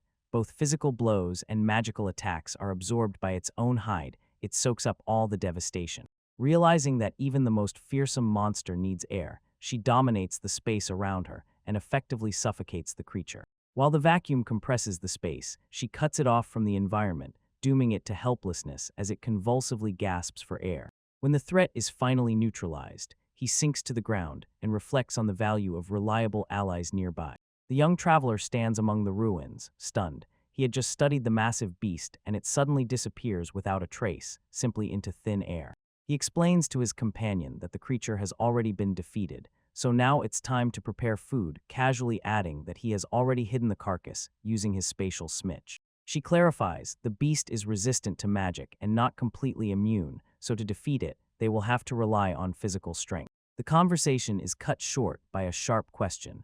Are they acquainted with the renowned mage of the capital, Abel? He dodges the answer, but as soon as the mention of the Crimson Beast Tamer is made, a faint recognition flashes in his eyes. The observer continues the story. Rumors say the traveler is a master of beasts. He is often seen taming monsters that even the strongest guild members cannot handle. With enthusiasm, he adds, both he and his companion are well-known figures, so they even have their own fan club and the honorary title Dragon Slayer. Stunned by the discovery, they can only silently freeze in shock and not believe this confirmation of their legendary status. He peers into the guild ledger and notes. The defeat of the S-rank monsters was officially recorded on the reverse pages. The guard confirms, as soon as the threat of Lictortes is neutralized, he will relay the news to the local lords. She excitedly approaches him and asks to shake hands to immortalize this event. He expresses sincere gratitude to her for helping organize the report, and she eagerly plans how to tell this story to the fan club, so she submits the material to the guild news. Side by side, they acknowledge without unnecessary words. A certain level of danger is simply an inseparable part of a traveler's life. Then he orders her to fetch meat and liver from the pantry, promising to prepare the food while she rests. When they return to the guild to submit the report and invite comrades to dinner, he involuntarily reflects how they managed to offload the excess materials to cover the expenses of their recent reckless expedition. He sets to butchering the huge roar, trimming the meat, and is ready to fulfill his promise of a feast. He carefully arranges the ingredients for the feast so the rector can prepare the meat, liver, and fresh vegetables. Recalling his past life, he remembers how the properties of that creature reminded him of a softshell turtling, then decided to experiment with traditional seasoning using soy sauce. As if fully composed, he begins slicing the meat and notes. The liver of Lictortes is famous for its exceptionally strong restorative properties. He reasons simply, if it can be eaten, there is no reason not to use such a valuable resource. He carefully sprinkles the liver into the bubbling broth and ensures the sake is generously poured, this way he neutralizes any unwanted odors. And due to the incredible number of ingredients taken from a single creature, he does not skimp on portions. While the sauce quietly simmers down, he diligently cleans the surface of impurities, maintains an even heat, and lets the flavors meld perfectly right up to the final seasoning. He shifts his attention to the next task and starts frying. He divides the meat in half, sprinkles salt on one half, generously coats the other with soy sauce, and rubs the flavors deep into the cuts. In the oil shimmering in the pan, he initiates frying. The meat sizzles immediately upon touching the heat. He watches closely as the pieces develop a golden crust. The kitchen fills with an incredibly appetizing aroma, and he smiles, acknowledging, the smell of fried food truly has no equal when it comes to stirring up the appetite. He lifts a perfectly fried piece with chopsticks. The golden crust gleams, and he is already ready to taste the fruits of his labor. He picks up a piece of golden fried meat with chopsticks, and a satisfied smile spreads across his face as he prepares to taste the fruits of his labor. He reflects on the quality of the dish and notes, "This S-rank Rictordes surpasses everything he has cooked in the dungeon before, most likely, because he applied better cooking methods." While he happily chews the spicy hot fried meat, a thought spins in his head. Some prefer it colder, so he quietly makes a note to someday compare its taste with turtle meat. Moving on to the next ingredient, he carefully slices the slippery embra, bringing it to readiness before the next step of his culinary trick. He scalds the sliced embura with boiling water, blanching it in boiling water, confident that a collagen-rich dish will hit Alicia's taste perfectly just after draining the water and setting the pieces aside. Without changing the rhythm, he mixes the prepared ember with thinly sliced cucumbers in a bowl, then adds very finely salt, sugar, and vinegar. He finishes the dish and notes, "If allowed to rest in storage, the flavors will meld perfectly," after which he extends a portion to the small creature nearby. He carefully slices the meat to the perfect thickness, recalling techniques from his past life, then blanches the white parts and quickly cools them in ice water. When the last greens are added as a final touch, the dish is immediately ready. He calls Abel, waving his hand. The food can now be served. As soon as he opens the door, he is immediately grabbed by an impatient companion one who is waiting for this very moment. The monster clatters with joy, and he assures it there is a portion reserved especially for it. Abel marvels at how quickly the Rictorises have dispersed and notes that there is enough food. After that, he suggests they first start with other dishes. He takes out a bottle of wine and explains. He diluted it with fruit juice to make it safer and more pleasant for the gatherers to drink. Raising their glasses, they toast to the banquetant. Everyone's eyes light up with anticipation. He raises a slice of raw meat, as if hinting that it pairs perfectly with the wine, but she freezes and asks if it is really safe to eat raw. Despite her hesitation, he starts eating and savors the dish, while the little creature watches intently waiting for its portion. She insists that he first use his skill to evaluate the food, and he playfully deflects, saying that knowing the details in advance would only kill the joy of the sensations. After tasting it, she is pleasantly surprised. The texture is dense, and the flavor is much cleaner than she expected, so it is the perfect match for the drink. He encourages her to eat as much as she wants, waving his hand toward the mountain of fried meat, and she accepts the invitation with a smile. She admits raw meat is tasty, but she still prefers fried. Its unique texture makes this dish the best of everything she has ever tasted. He laughs, saying that often the day decides between his two samples, while they continue sharing the meal and wine. While the meal continues, he persistently asks her to try a bit more of the raw dish, and evidently, sincerely rejoices when he notices how well his cuisine's flavor is received. He watches the dish being prepared and notices vinegar being added to the broth.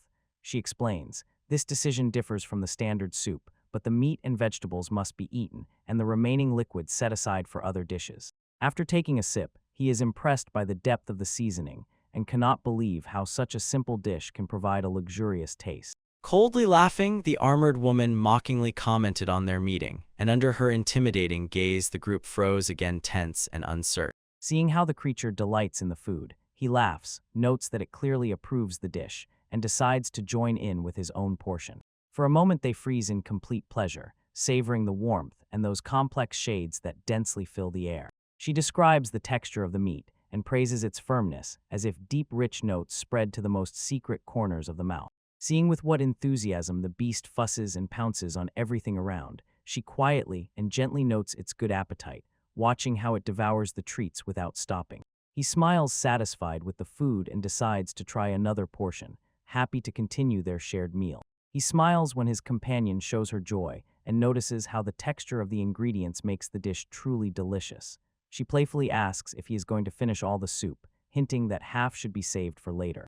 He freezes with the thought of what ingredients are left and notes, "The crustaceans are almost done." He agrees with her suggestion and decides to use the remaining broth to cook a rice dish. He starts cooking, carefully pours beaten eggs into the boiling pot, adjusts the heat so the flame is steadium without jerks. When the mixture is just beginning to take shape, he reaches out his hand to stop the process, and his companion, unable to resist, casts an interested glance. He nods in response to the silence, and the pot quietly bubbles while they wait for their perfect moment to move on.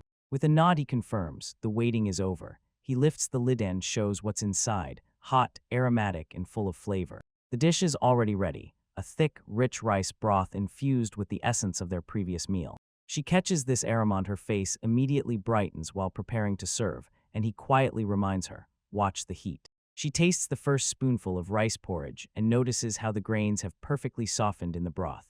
He looks at her and calmly warns, before eating blow on the hot food, and he cautions her not to cool the food with ice magic. He himself takes a bite, agreeing with her impression that the dish is incredibly tasty, and their companion, a small creature, greedily licks its own portion. She continues eating with delight, insisting that the sweetness of the egg adds a wonderful accent to the hearty soup. The small creature enthusiastically finishes the bowl and seems to enjoy the food just as much as her companions. When a creature extends an empty bowl, they momentarily catch the same pleasuria sign that more is needed. Now the pot is already empty. She thinks about how perfectly this dish suits the cold season and hints, when the weather becomes icy again, they will hunt for even more such creatures. He does not stop guessing about the habits of this creature, and aloud wonders if it hibernates in winter. He decides to investigate the dungeon where these creatures live and confirms to her they need to track them first to prepare future meals. He gestured at the night sky and thoughtfully said that the desire to savor delicious food is a fundamental and righteous human instinct. When dinner ended, the mood changed sharply. Abel, now in elegant attire and with a stern face, instantly teleported her by magic to the royal capital, where at night they were dragged through the city streets. After the chaotic events of the previous night, they find themselves in the royal capital. All necessary administrative matters in the guild have already been settled. Finally, the group returns to the comfort of their own home to finally rest. After that, Ebel starts a conversation and says she wants to learn more about the properties of Richter's blush. She does not back down and asks Gran to tell the details of the battle with the beast. In particular, she inquires about the bow, potions, and explosive devices. Sipping her drink, Ebel emphasizes that potions must be carefully tested before selling and hints. Thanks to connections in her family, she can find reliable people to help with this. Moreover, Image further asks that Gran prepare a batch of potions, including the very one he had previously given the girl at the tent for her nails. She assures him, as his close friend, she will fully support him as a producer so that his creations are properly valued and he receives fair compensation. Grant agrees to her proposal, and while she prepares to leave, he quietly sighs, hoping that in the future they can avoid unnecessary complications. He froze, feeling an unexpected presence near the gates, and aloud wondered if, by chance, someone had come to visit him. Casting aside these thoughts, he grumbled. Only Abel and a beast could bypass his defense, and he was surprised that he was compared to such creatures. Suddenly it dawned on him. The protective barrier, maintained by Abel's magic, encircles the creature, the one that seemingly pays no attention to the very boundaries. Stepping outside, he came upon 3 young women near his gates and saw them struggling with all their might against the very barrier meant to keep strangers out. He approached confidently and calmly asked if they needed help. While his hand rested on the gates, he carefully observed their confusion. The women were frightened by his sudden appearance. Shuddered, one complained that they had been warned not to enter here, lest the wrath of the one guarding this place fall upon them. Feeling how heavy their souls were, he curtly cut them off. He had no time for idle talk and moved to close the gate, effectively ending their dialogue.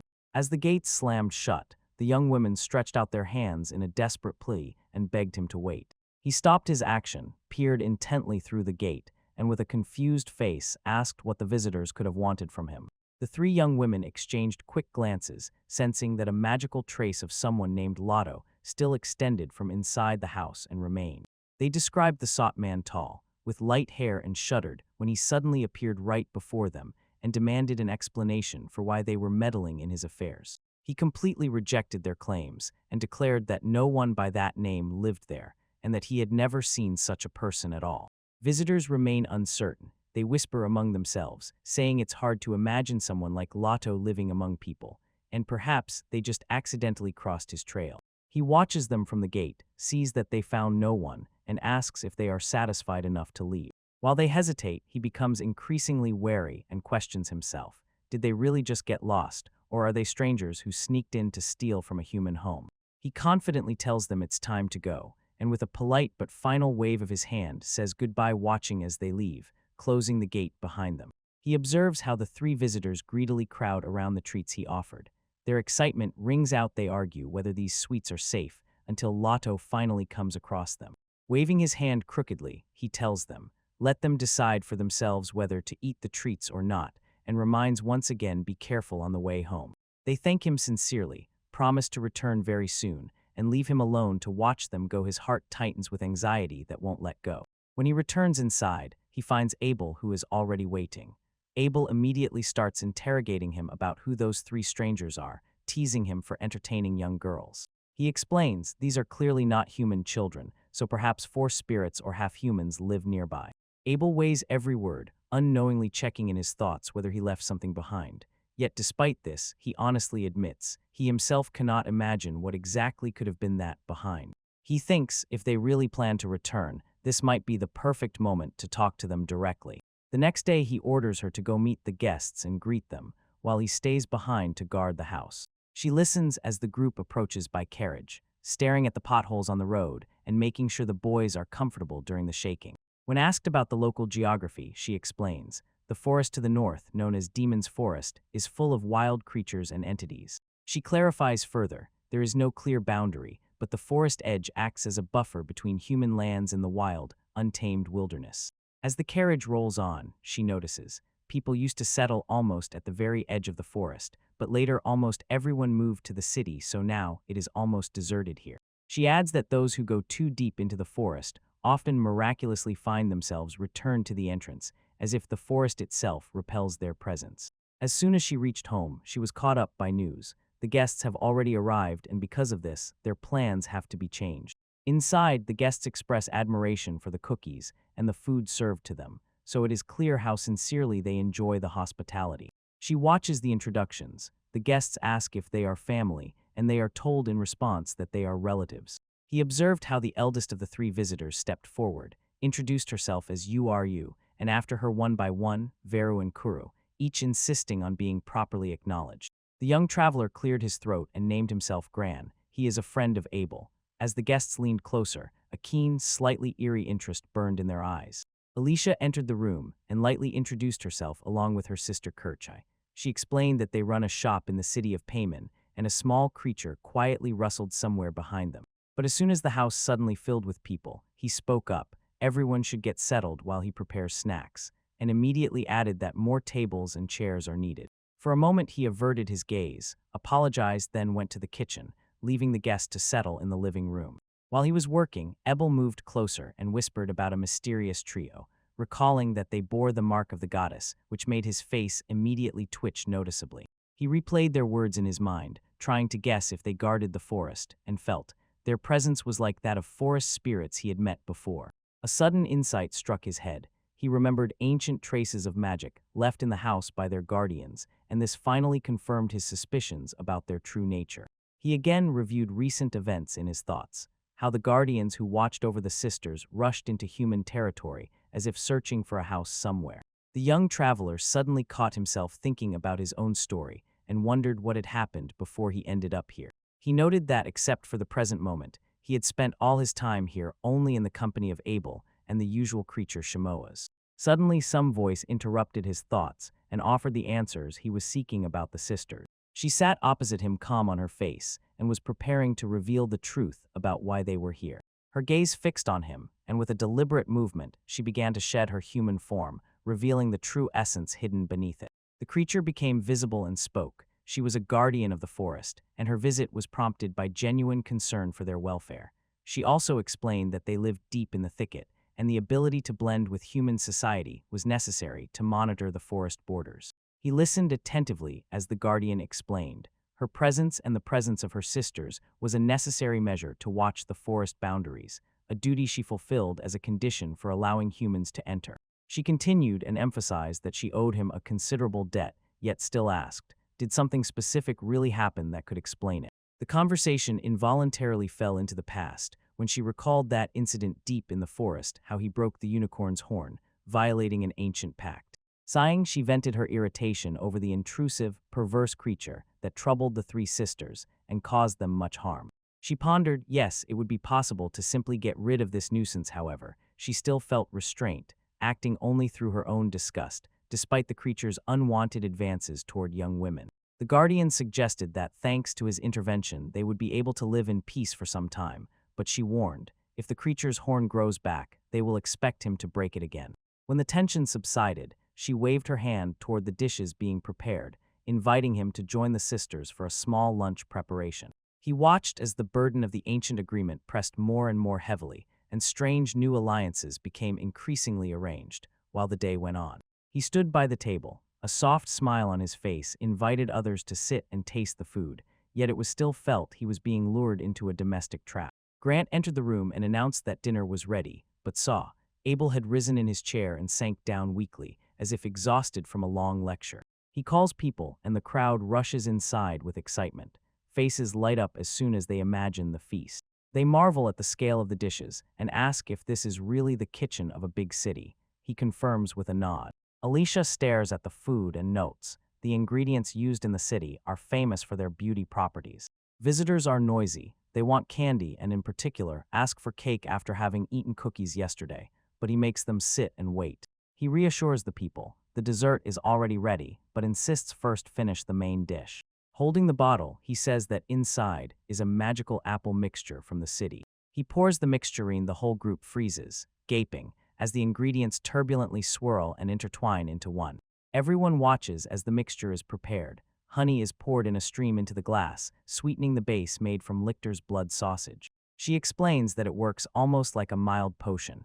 It improves blood circulation and benefits beauty. Visitors shudder from the tingling, then react with surprise, asking what kind of strange, sparkling dream this is. He reassures them, saying, as long as they keep spreading him enough, there is nothing to fear. Takes a sip and confirms that it is non-alcoholic, a novelty she has not had to deal with until now. Such carbonated drinks are rare here. They are usually found only near volcanic regions, and no one drinks them as ordinary soft drinks. He reveals the secret. You need to mix magical powder with lemon water and vinegar, and you get the signature fizz. They agreed to postpone the technical details and instead focus on the meal, and later figure out where this magical powder came from.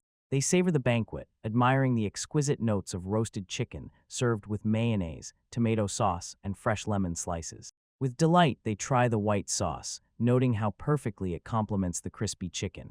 They continue eating with pleasure, smiles on their faces and traces of the delicious dish, as everyone enjoys all the treats. The team gathers around the table and shares the roasted chicken in a moment of light, friendly coziness. While they eat, they help each other, wiping sauce from faces and sleeves playfully, but with sincere care.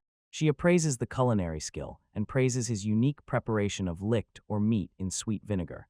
The sauce distinctly enhances the flavor and seems to add beneficial properties. He recalls his journey and admits the constant need to cook during travels forced him to master these recipes. They advise him that with such talent, he should open his own establishment, although he remains modest, especially about his unconventional methods. He carefully pours thick dark sauce over the perfectly fried meat, and the rich aroma rises to meet them, enveloping in a wave.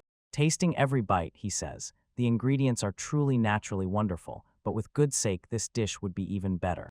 Beside him, his companions watch with interest. For a person of his size, he has an incredible appetite. The guests exchange surprised glances, acknowledging that they have never before seen him eat so much food. Throwing a careless glance and slightly shrugging his shoulders, he says, with such a delicacy, you can easily indulge without any problems. Then he shows the new dish, a fried rice ball, and curiosity sparks among the people at the table. With a confident smile, he pours hot, aromatic soup directly onto the grilled rice ball. He commands them, take spoons, break this, let the rice soak up the broth for the perfect bite. He silently watches as his companions savor the dish with pleasure. Their faces shine with genuine satisfaction from the flavors he prepared. They are breathless from the rich taste of the baked rice balls, and they see how the seasoning perfectly complements the warm aromatic broth.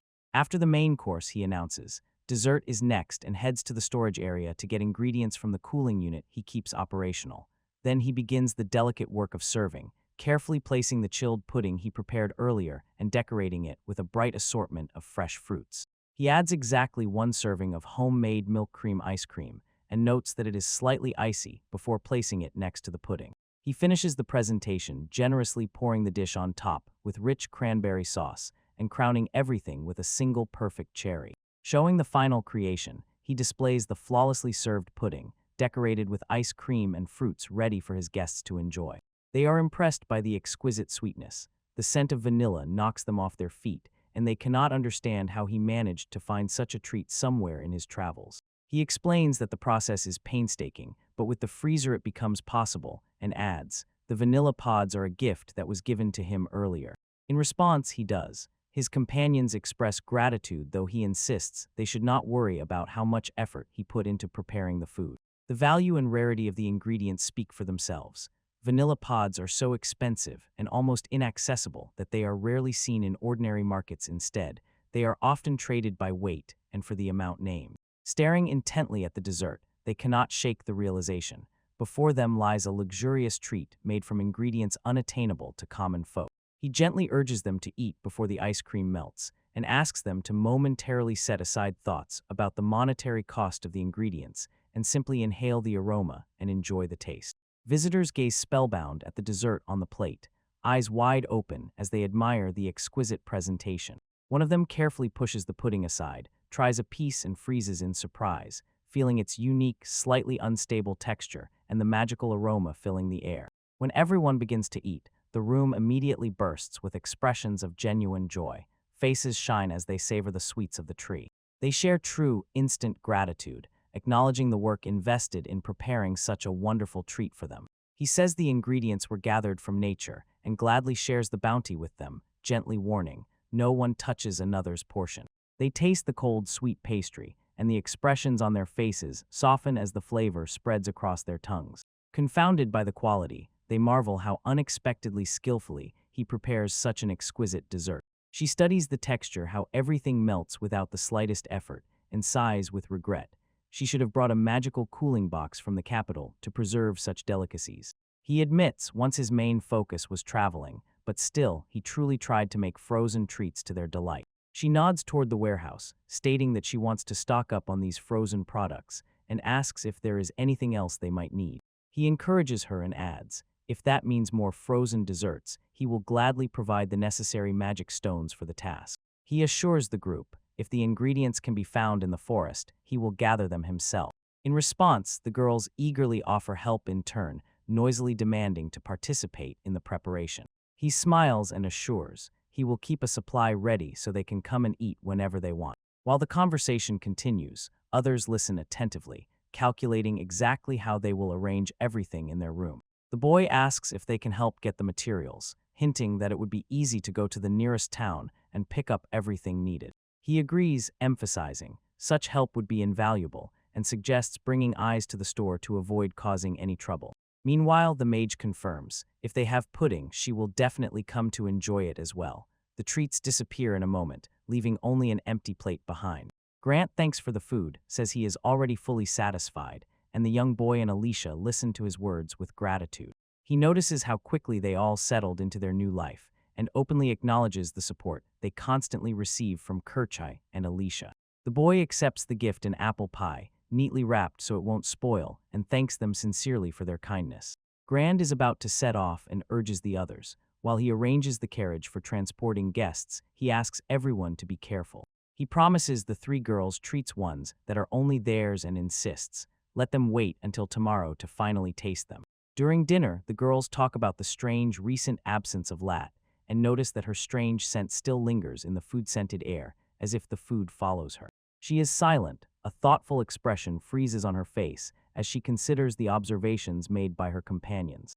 The truth comes out. Lotta secretly visits Grand's house to share meals. Her secret habit has not gone unnoticed. Her magical signature is being watched. They exchange meaningful glances. Suspicions are confirmed as they understand. Their companion often visits this house. He insists, since they are already here, they might as well join the meal to try to ease the tension a little. They note how often such visits occur and dryly emphasize, the trail of crumbs and the appetite each time was impossible to miss. She tries to justify her presence, saying that the duties of the forest guard require a lot of magical energy, and food helps replenish it, but these explanations are met with distrust. They immediately clarify who they really are. Although they look young on the outside, they are much older than any human and definitely not children. His confusion is caused by their announcement, but they insist on showing the power of the goddesses' descendants as a sign of gratitude for the meal. They decide to set out to the fields, eager to show him the true capabilities of the forest guardian. He watches them leave, weighs every word, and concludes, despite their mysterious origin, they pose no threat to the forest or its inhabitants. He closely observes as the visitors approach the edge of the field. Their presence radiates a barely noticeable, unnatural energy. One of the guards kneels down, her face calm as she prepares to bestow a blessing upon the land. In response to her touch, the earth bursts with life. Bright sprouts leap upward, and he freezes in shock at the sudden, generous harvest. She turns to him with a playful smile and announces, now it is her turn to show her own unique gift. Holding a stubborn, sleepy seed in her palm, she says that awakening it requires an extraordinary amount of magical energy and natural blessing, and gently nudges the life inside to set it in motion. As soon as she directs her power, the seed begins to stir. A sudden, harsh growth breaks through the earth, and this unexpectedly throws him off balance. She declares the plant a rare specimen from the East and warns, it is toxic, but if eaten raw, it has unique properties. He gazes into the jar of preserved fruits and realizes that if properly prepared soaked in alcohol or candied, the danger can be neutralized and transformed into a refined dish. He explains that he only has theoretical knowledge about the fruit, he has never seen it alive. His companions, intrigued, ask, where did he even get knowledge about this region? She replies that the place where the fruit originates disappeared from human maps long ago, and adds, it is meant to exist only in the deepest, most secluded corners of the forest like an elven village. Smiling through surprise, he admits, his skill is purely academic, yet he still offers to show the traditional way to preserve fruit in alcohol.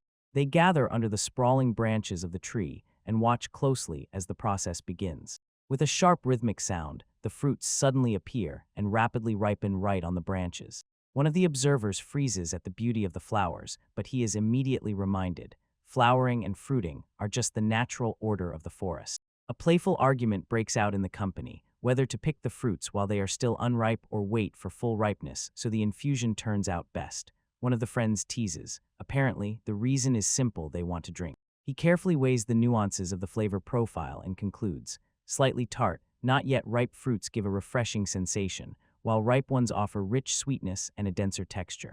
He is immediately put under scrutiny. Detailed knowledge about the taste of the fruits is poured into the air, and interesting questions immediately arise from the friends.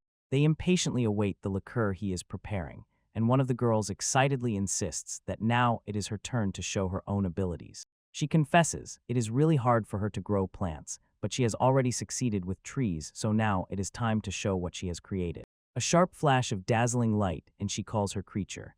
That creation, born from her summons, freezes in shock at the power that has unfolded before it. The glow slowly fades, and the gaze reveals the figure she pulled from beneath the earth. A powerful, toothy creature resembling a rose emerges. It twitches, writhes, pulses with life, while she proudly introduces it to her companion, Flora. She explains that Flora is a floral spirit, a flower capable of moving on its own. Then she asks if he would help protect her home. He listens as she tells him what the spirit feeds Onsen Light and Magicto thrive. And he adds, it can scare, but is not aggressive by itself an ideal guard against strangers. He watches as the spirit of Flowers Flora quietly hums with soft energy. The girls explain, she is formidable enough to ward off weaker monsters unless provoked, and advise that if any aliens appear, they can simply be handed over to him. Sighing, he runs through the recent events over this period in his mind, and feels that after just one meal, the situation has become increasingly complicated. The conversation shifts to the future. The girls say they want to help in the fields, and they are eager to taste even more from his kitchen, while Flora silently and attentively remains a shadow that sees everything.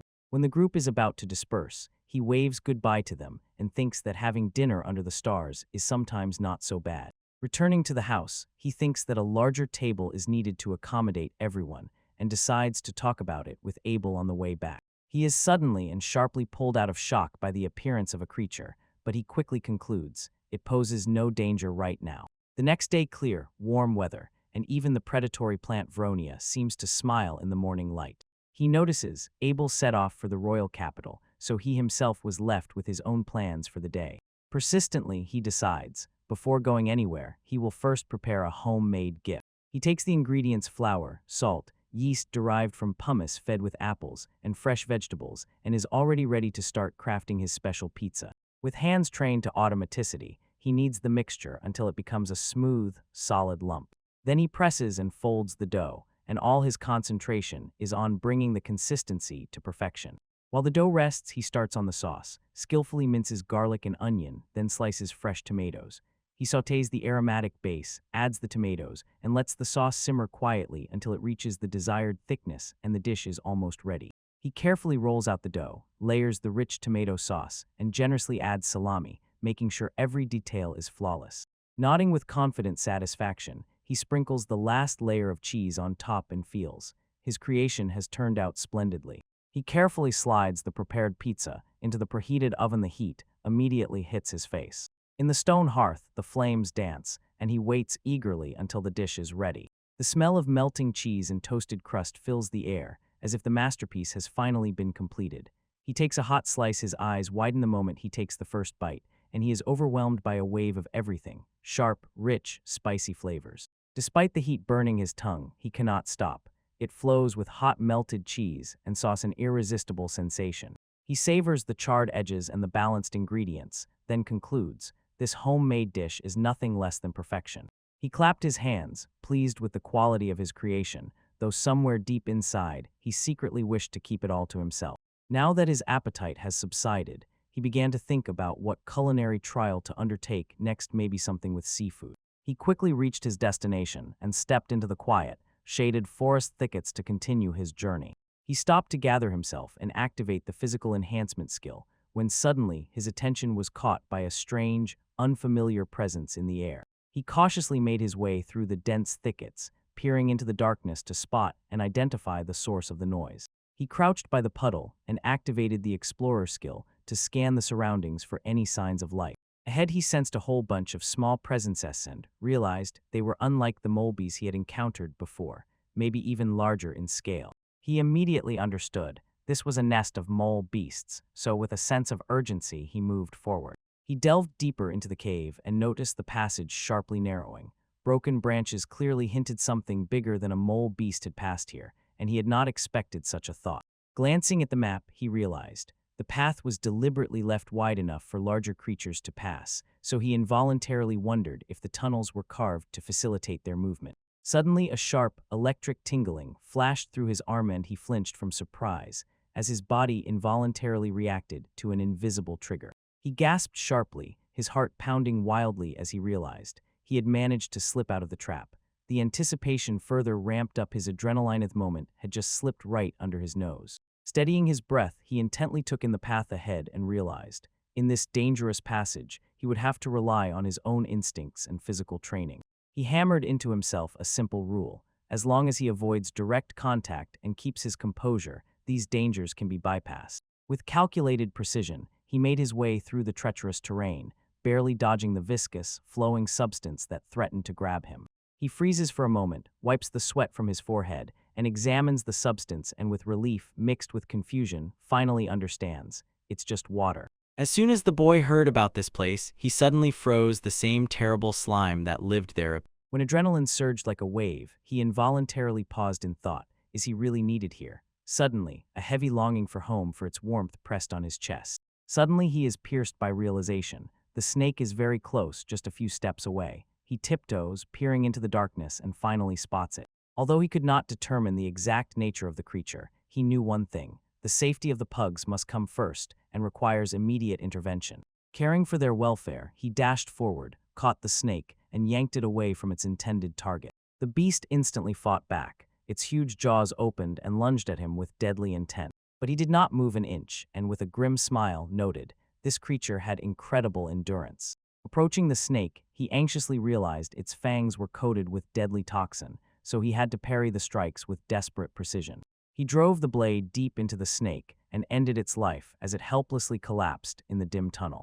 When the threat was neutralized, he exhaled with relief, pushed the carcass aside, and cleared the path ahead. The mole beast sneaks closer, and expressing boundless gratitude for his timely intervention, confirms the agreement has been fulfilled. He laughs at the danger, exhaling with relief the tunnels survived, and his companion avoided all that fuss. They shift their gaze to the supplies and immediately focus on the quantity: plenty of rockbird meat, black buffalo meat, honey, and salt. He begins to calculate the price of the trophy and says that trading these goods with the dwarves will bring much greater profit than selling anywhere else. Malbys questions the logistics of such an exchange and forces himself to think about the extra effort whether it is worth dragging the goods from the nearest town. He listens carefully while his companion insists. They must account for the work and time spent not only on the bare cost of the items, and for the advice previously given by Kerch.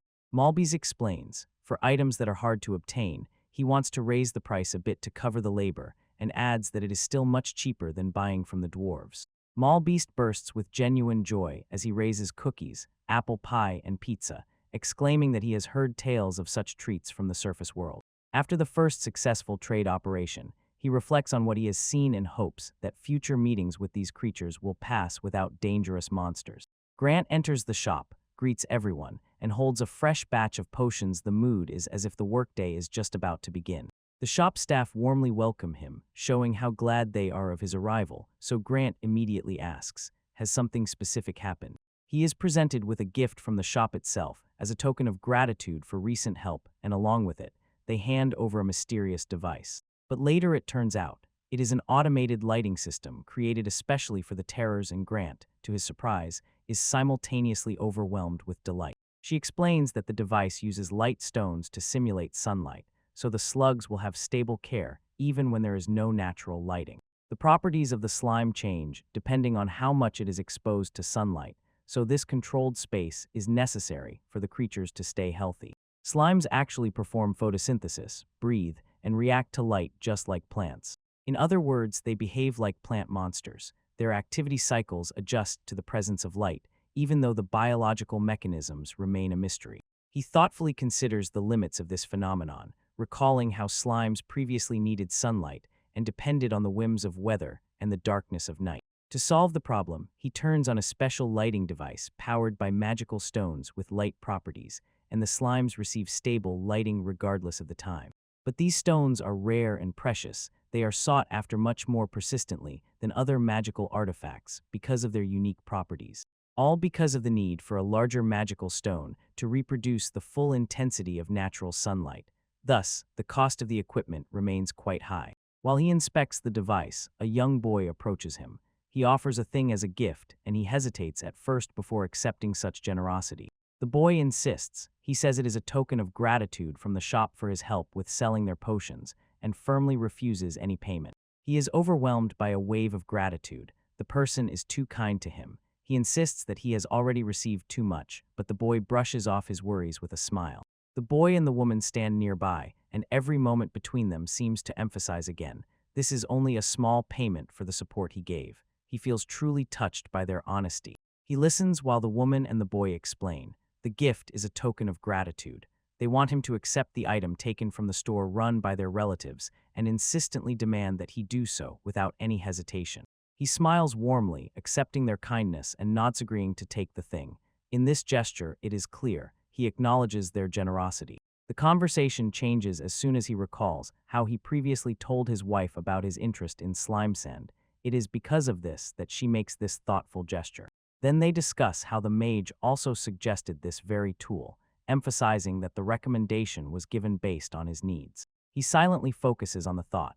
Let the mage truly understand his fascination with slugs. Raising these creatures remains a source of pure joy.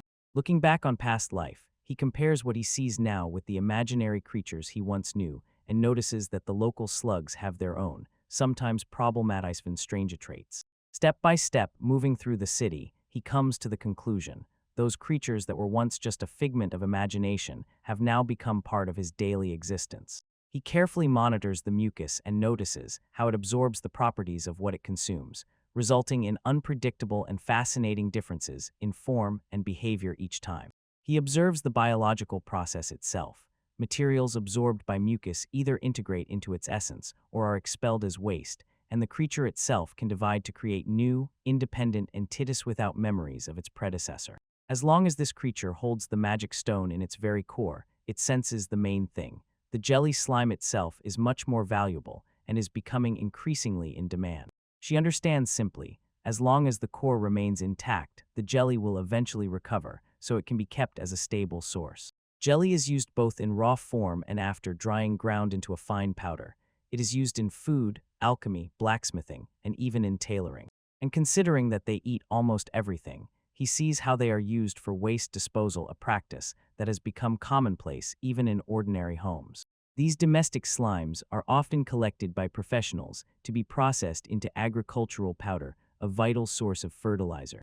He pauses at Abel's words about specialized educational institutions that train these creatures and involuntarily feels such advanced training is simply beyond his reach. But despite all the complexity, he still understands slime powder has become incredibly popular, so even those without deep knowledge can grow them without much difficulty. He watches the reaction when the slimy jelly from slimes fed only apples is dried into powder, and notes, this can be a leavening agent for bread.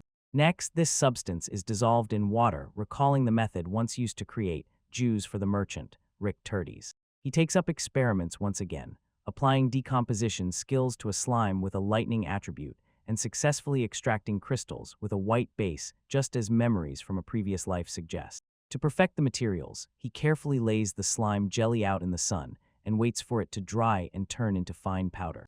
He repeatedly thinks about the risks of his research, recalling that old incident. As soon as the lightning attribute slime was exposed to salt, it involuntarily released an extremely toxic gas. In his own basement laboratory, he keeps several slimes each grown for specific purposes to cover all his needs. Now this place functions as a temporary experimental base. The equipment is here, so he can continuously continue experiments. And he finds joy in applying knowledge from a past life, finally balancing his skills of decomposition and synthesis to explore new possibilities without overdoing it. He exhaled, tightly pressing the slug to his chest in his arms, and noticed their number was increasing again. She looked further, confusedly weighing whether he really needed to endlessly multiply their number, while he explained that he needed even more tanks and bottles from the capital. He defended his actions, saying that maybe someday it would come in handy, but she stubbornly insisted he was exaggerating. She continued to show how troubled she was by the difficulty of managing such a number of creatures, and suddenly left him speechless. Her gaze slid to the dark slug in the corner, and he immediately hurried to explain that it was fed nitromandrake, a plant that explodes on impact. He reassured her again. By adjusting the water content, he skillfully prevented it from exploding under pressure. She fearfully understood the plan and asked aloud whether whole men would simply flare up explosively like gunpowder as soon as it was ignited. He confirmed her suspicion, showing how the slime jelly could be soaked into fabric and dried to obtain a convenient tinder for ignition. He had to stop at the impracticality of his latest discovery, nitromagnetic, a truly effective igniter, but due to the rarity of the plant and the need for specialized storage, mass production becomes a logistical nightmare. His companion immediately interrupts the conversation, pleadingly asking him to abandon the reckless idea of growing such explosive plants in their garden. She sighs in despair and begs, "Stop," while her words break through dangerous experiments, and he continues to remain casual, lightly shrugging off her anxiety. The conversation abruptly ends as soon as he opens the status menu, and he is jolted by the unexpected appearance of a strange new title. He freezes in front of the screen in complete shock, trying to understand what the alchemist's slime designation means, and where such a mysterious skill category monster breeding came from. Noticing his confusion, she explains, his eternal wandering with slimes is already on the verge of alchemy, and he complains that he lacks a much more impressive title, even though he is surrounded by his collection of slimes. The forest guardian begins another day his routine, as unchanging as the rising sun. He walks through the morning fog focused like a blade, devoted to only one goal, to keep the peace of these forests. Long ago, a binding pact was made between the forest dwellers and the people who settled nearby, a vow he still keeps. The laws of the forest are absolute. Those who respect the boundaries live in harmony, and those who disrupt the natural order must be removed. While he watches over the three sisters living within his domain, he notices increasing activity among the people near the very border, especially involving a young man named Grass. The small creatures bring him gifts of forest fruits, and he accepts them because it is part of his duty to care for those under his protection. He notices a simple thing. These gifts taste best when shared with Gran, whose culinary skills have become a welcome addition to his life. The Guardian recalls a recent encounter where a mountain goat challenged Gran, and the young man unquestionably won. He observes the mountain goat and notes, not long ago it was eager for fights, but now it has become remarkably obedient. The broken horn by Grant changed everything. The boy wonders what a goat is capable of in cooking, thinking it would make a wonderful dish, but the animal just stares back, firmly remembering the humiliation from the broken horn. He studies the essence of the beast, a hybrid of a mountain goat and a forest spirit, Its mixed blood keeps it small and makes it vulnerable to aggressive posturing, a way to test one's own strength. The goat suddenly tears forward, hooves dig into the ground as it tries to break through with its horns against fierce resistance. He dodges the strike without any tension, throwing a remark about the creature's stubborn and annoying nature, and continues to press on it. The young man warns the beast, orders it to retreat, and points to dangerous mushrooms nearby. Inhaling their spores causes uncontrollable laughter. When the creature retreats into the distance, he wonders whether to send it a blessing, but immediately realizes it has already disappeared from sight. He concludes the goat will manage on its own. Its resilient nature and the influence of the forest spirit's blood will eventually make the broken horn grow back again. He stands in front of a rural wooden building, holding a small, curious creature in his hands, and is about to go inside.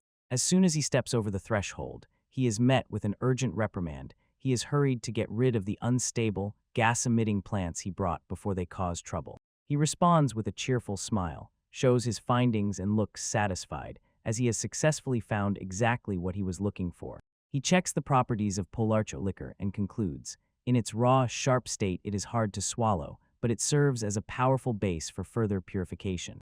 He weighs the practicality of his craft and decides, instead of spending coins on expensive honey, to rely on more accessible spirits to achieve his goal. He talks about the process of aging alcohol. It takes several months to mature, but if mixed with fruits and sweeteners, the sharp initial intensity immediately becomes much less noticeable. Next, he switches to repeated berries, Rayun, and suddenly sees the perfect ingredient, exactly what can complement his current brewing project. He carefully watches as the slimy creature devours the raw material for rock sugar and immediately understands the idea. By using the slime, he can extract the necessary ingredients for his mixture. He examines the polar chow fruit. The raw pulp is tasteless, but its fibrous structure is well suited for processing and transforms into a sponge-like material.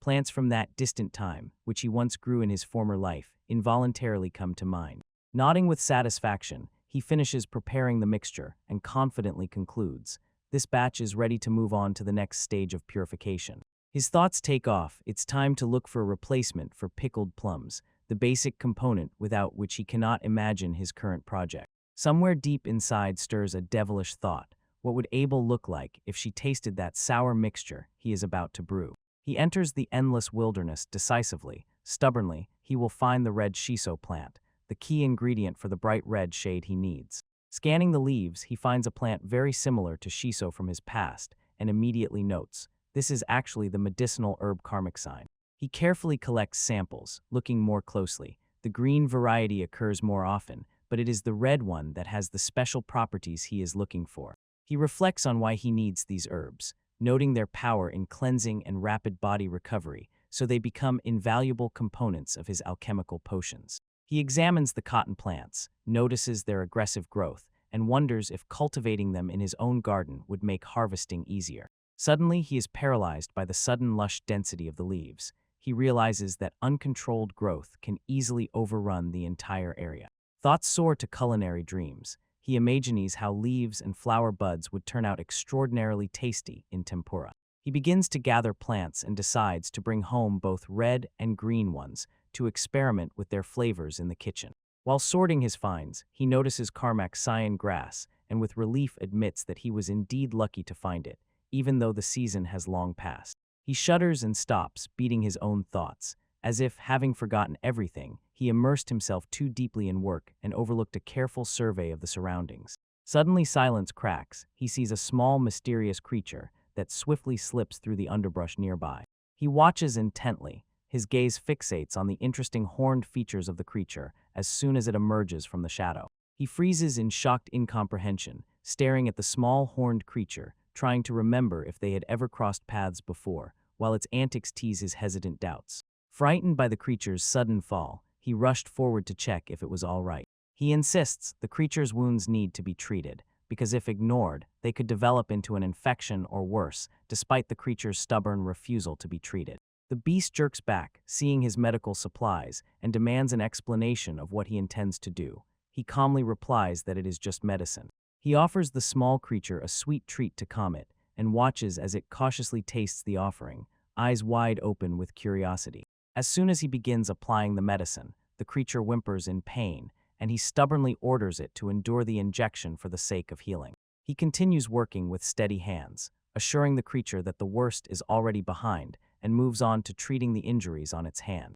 When the treatment is finished, he promises a final reward, a snack, and bribes the creature so that it agrees to cooperate. He carefully removes the last bandages and finishes the dressing, immediately calming the creature. The treatment is already done. Then he reminds it of their agreement regarding the reward. After that, he hands the creature a pair of protective gloves and explains that in the forest they will protect the skin from sharp branches and insect bites. The monster accepts the gift, muttering that he usually forgets about gloves, but today is frankly grateful for this gesture.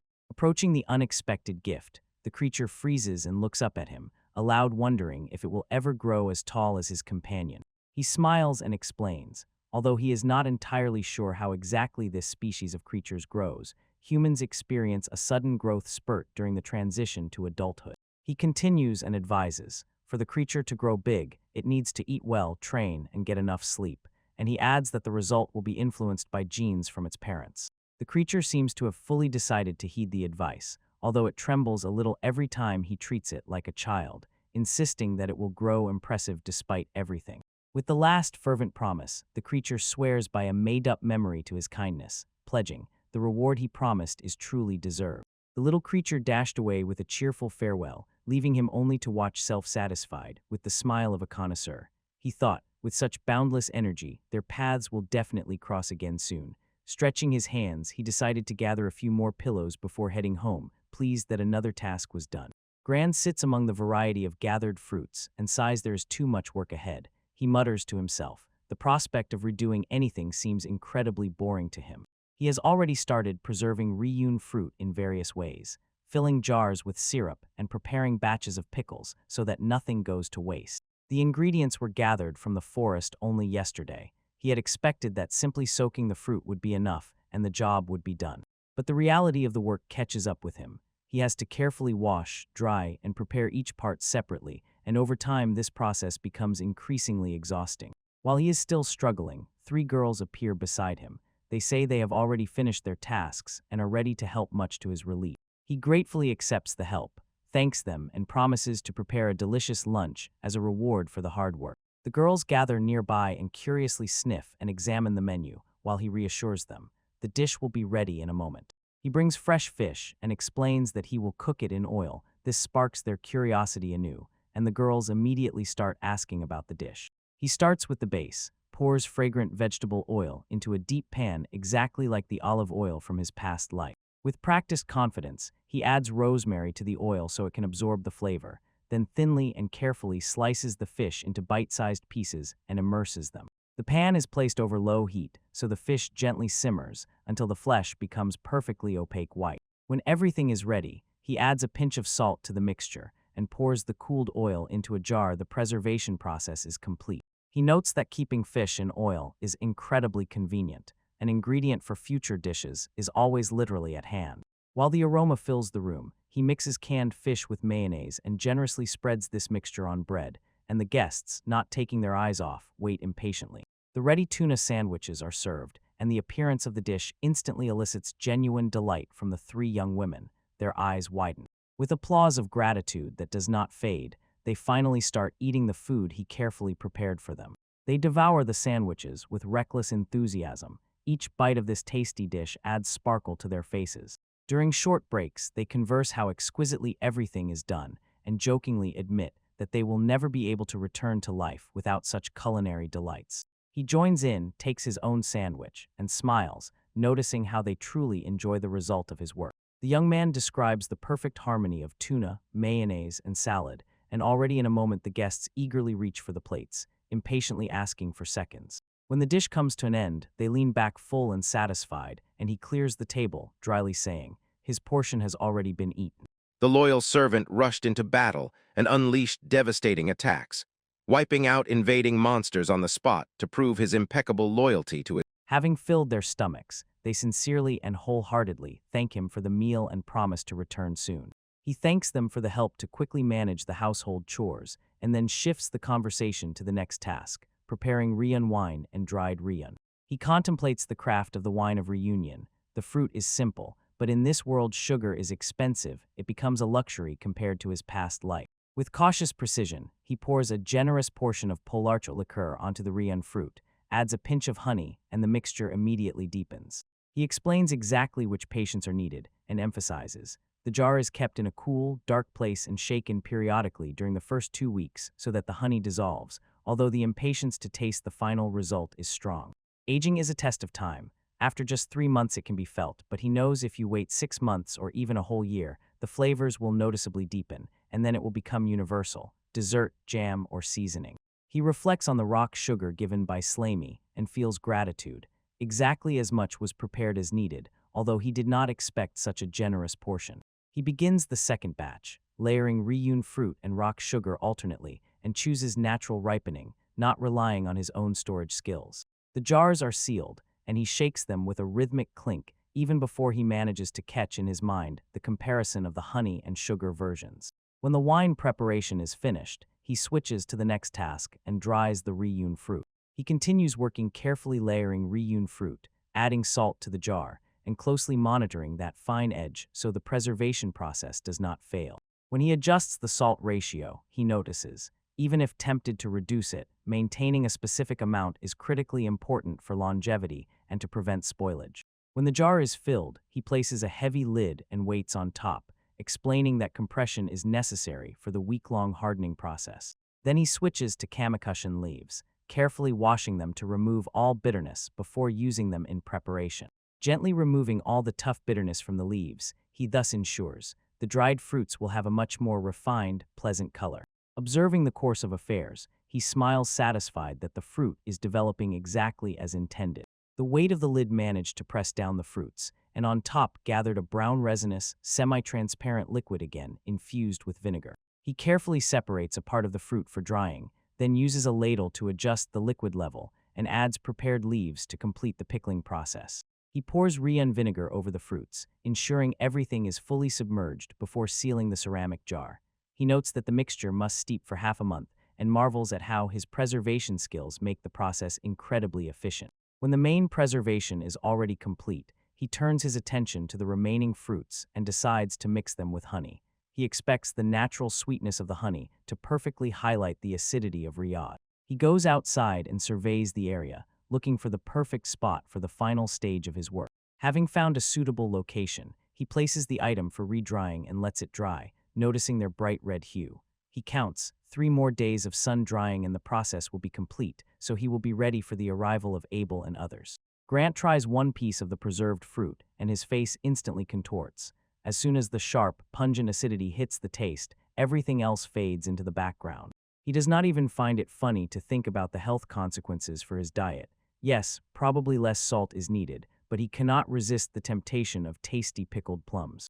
The young man immerses himself in his own culinary process. If the fruit is returned to the vinegar bath, the flavors will have time to mellow, and the acidity will deepen over time. His concentration is suddenly cut short by persistent nudging. He turns and sees a creature demanding his attention. He explains to the beast that these treats are a special preparation with rehewn fruit and kamikachen leaves. They are pickled together to gather a unique flavor profile. He extends something for the creature and smiles as it greedily devours the snack in an instant. It is clear from him. The experiment worked. The result clearly pleases him. While he continues handing out food, Abel approaches and asks about his secret snacks. He casually waves it off and invites her. Let her try what he made herself. She examines the dried Rian fruit, noting its powerful restorative properties, but at the same time doubts that the recovery effects. One must know when to stop to avoid overeating. She examines the dried Rian fruit, noting its powerful restorative properties, but at the same time doubts that the recovery effects. One must know when to stop to avoid overeating. She agrees, acknowledges the benefit, and says that the fruit cleared her head and eased exhaustion, then asks if anyone else has already tasted it. He advises to clear the large pit before eating. It will be easier to handle, and hands her another piece. She agrees, and her face noticeably softens as she prepares to taste the fruit again. As soon as she bites in, a sharp explosion of intense spicy flavor pierces her. Her face twitches convulsively, an involuntary grimace. Others watch with interest as she struggles to maintain composure under the pressure of incredible bitterness. She watches her reaction with satisfied confidence and finds it insanely funny how the usually composed appearance fails.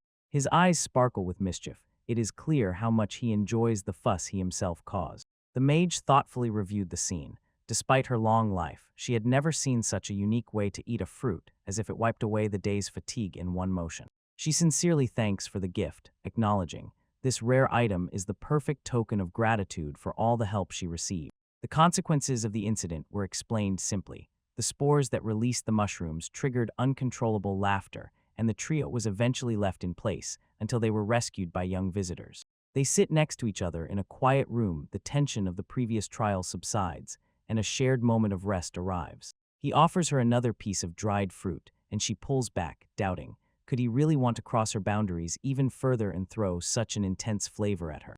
Meanwhile, he admires himself and thinks that if the fruits are left longer, the acidity will only increase, and this thought brings a self-satisfied smile to his face. She reaches for him, snatches the fruit, demands that he calm down, and at the same time complains about the outrageous audacity of his antics. She leans over and carefully examines the jar. With a curious intonation, she asks if the contents are fermenting, and is told that the honey-soaked preparation balances the flavor. Her gaze slides to the board describing the properties of rehewn fruits. She notes the rarity of the S-rank, and the effect restores endurance and relieves mental fatigue. She closely inspects the fruit and notices. It is first salted, and only then taken into honey. This very procedure gives it its unique character. The conversation shifts to the variety of preserves. She compares different types and notes that some endure a saltier rice, while others lean toward a sweeter profile. He cuts off the phrase and explains in a half-word. The ridiculous mushrooms they had encountered earlier were brought by a rat, so these treats have nothing to do with them. She cautiously bites. The taste seems mysterious but invigorating, and soon feels a surge of energy spreading like a wave through her body. Watching the intensity of the dried rehewn, she restrains her words and speaks cautiously. Its strength is so overwhelming that one must approach it with caution. She ends the conversation with a doubt. Is such an extreme sourness really necessary? And he replies that in this particular batch the sweet elements do not add anything. She explains to the group, yes, the fruit has natural sweetness, but the taste is dominated by saltiness and tartness. Noticing her hesitation, one of the girls suggests simply removing the fruit if she and the others do not want to eat it. He started with a proposal and immediately sharply interrupted the conversation, insisting that he himself would participate in the tasting.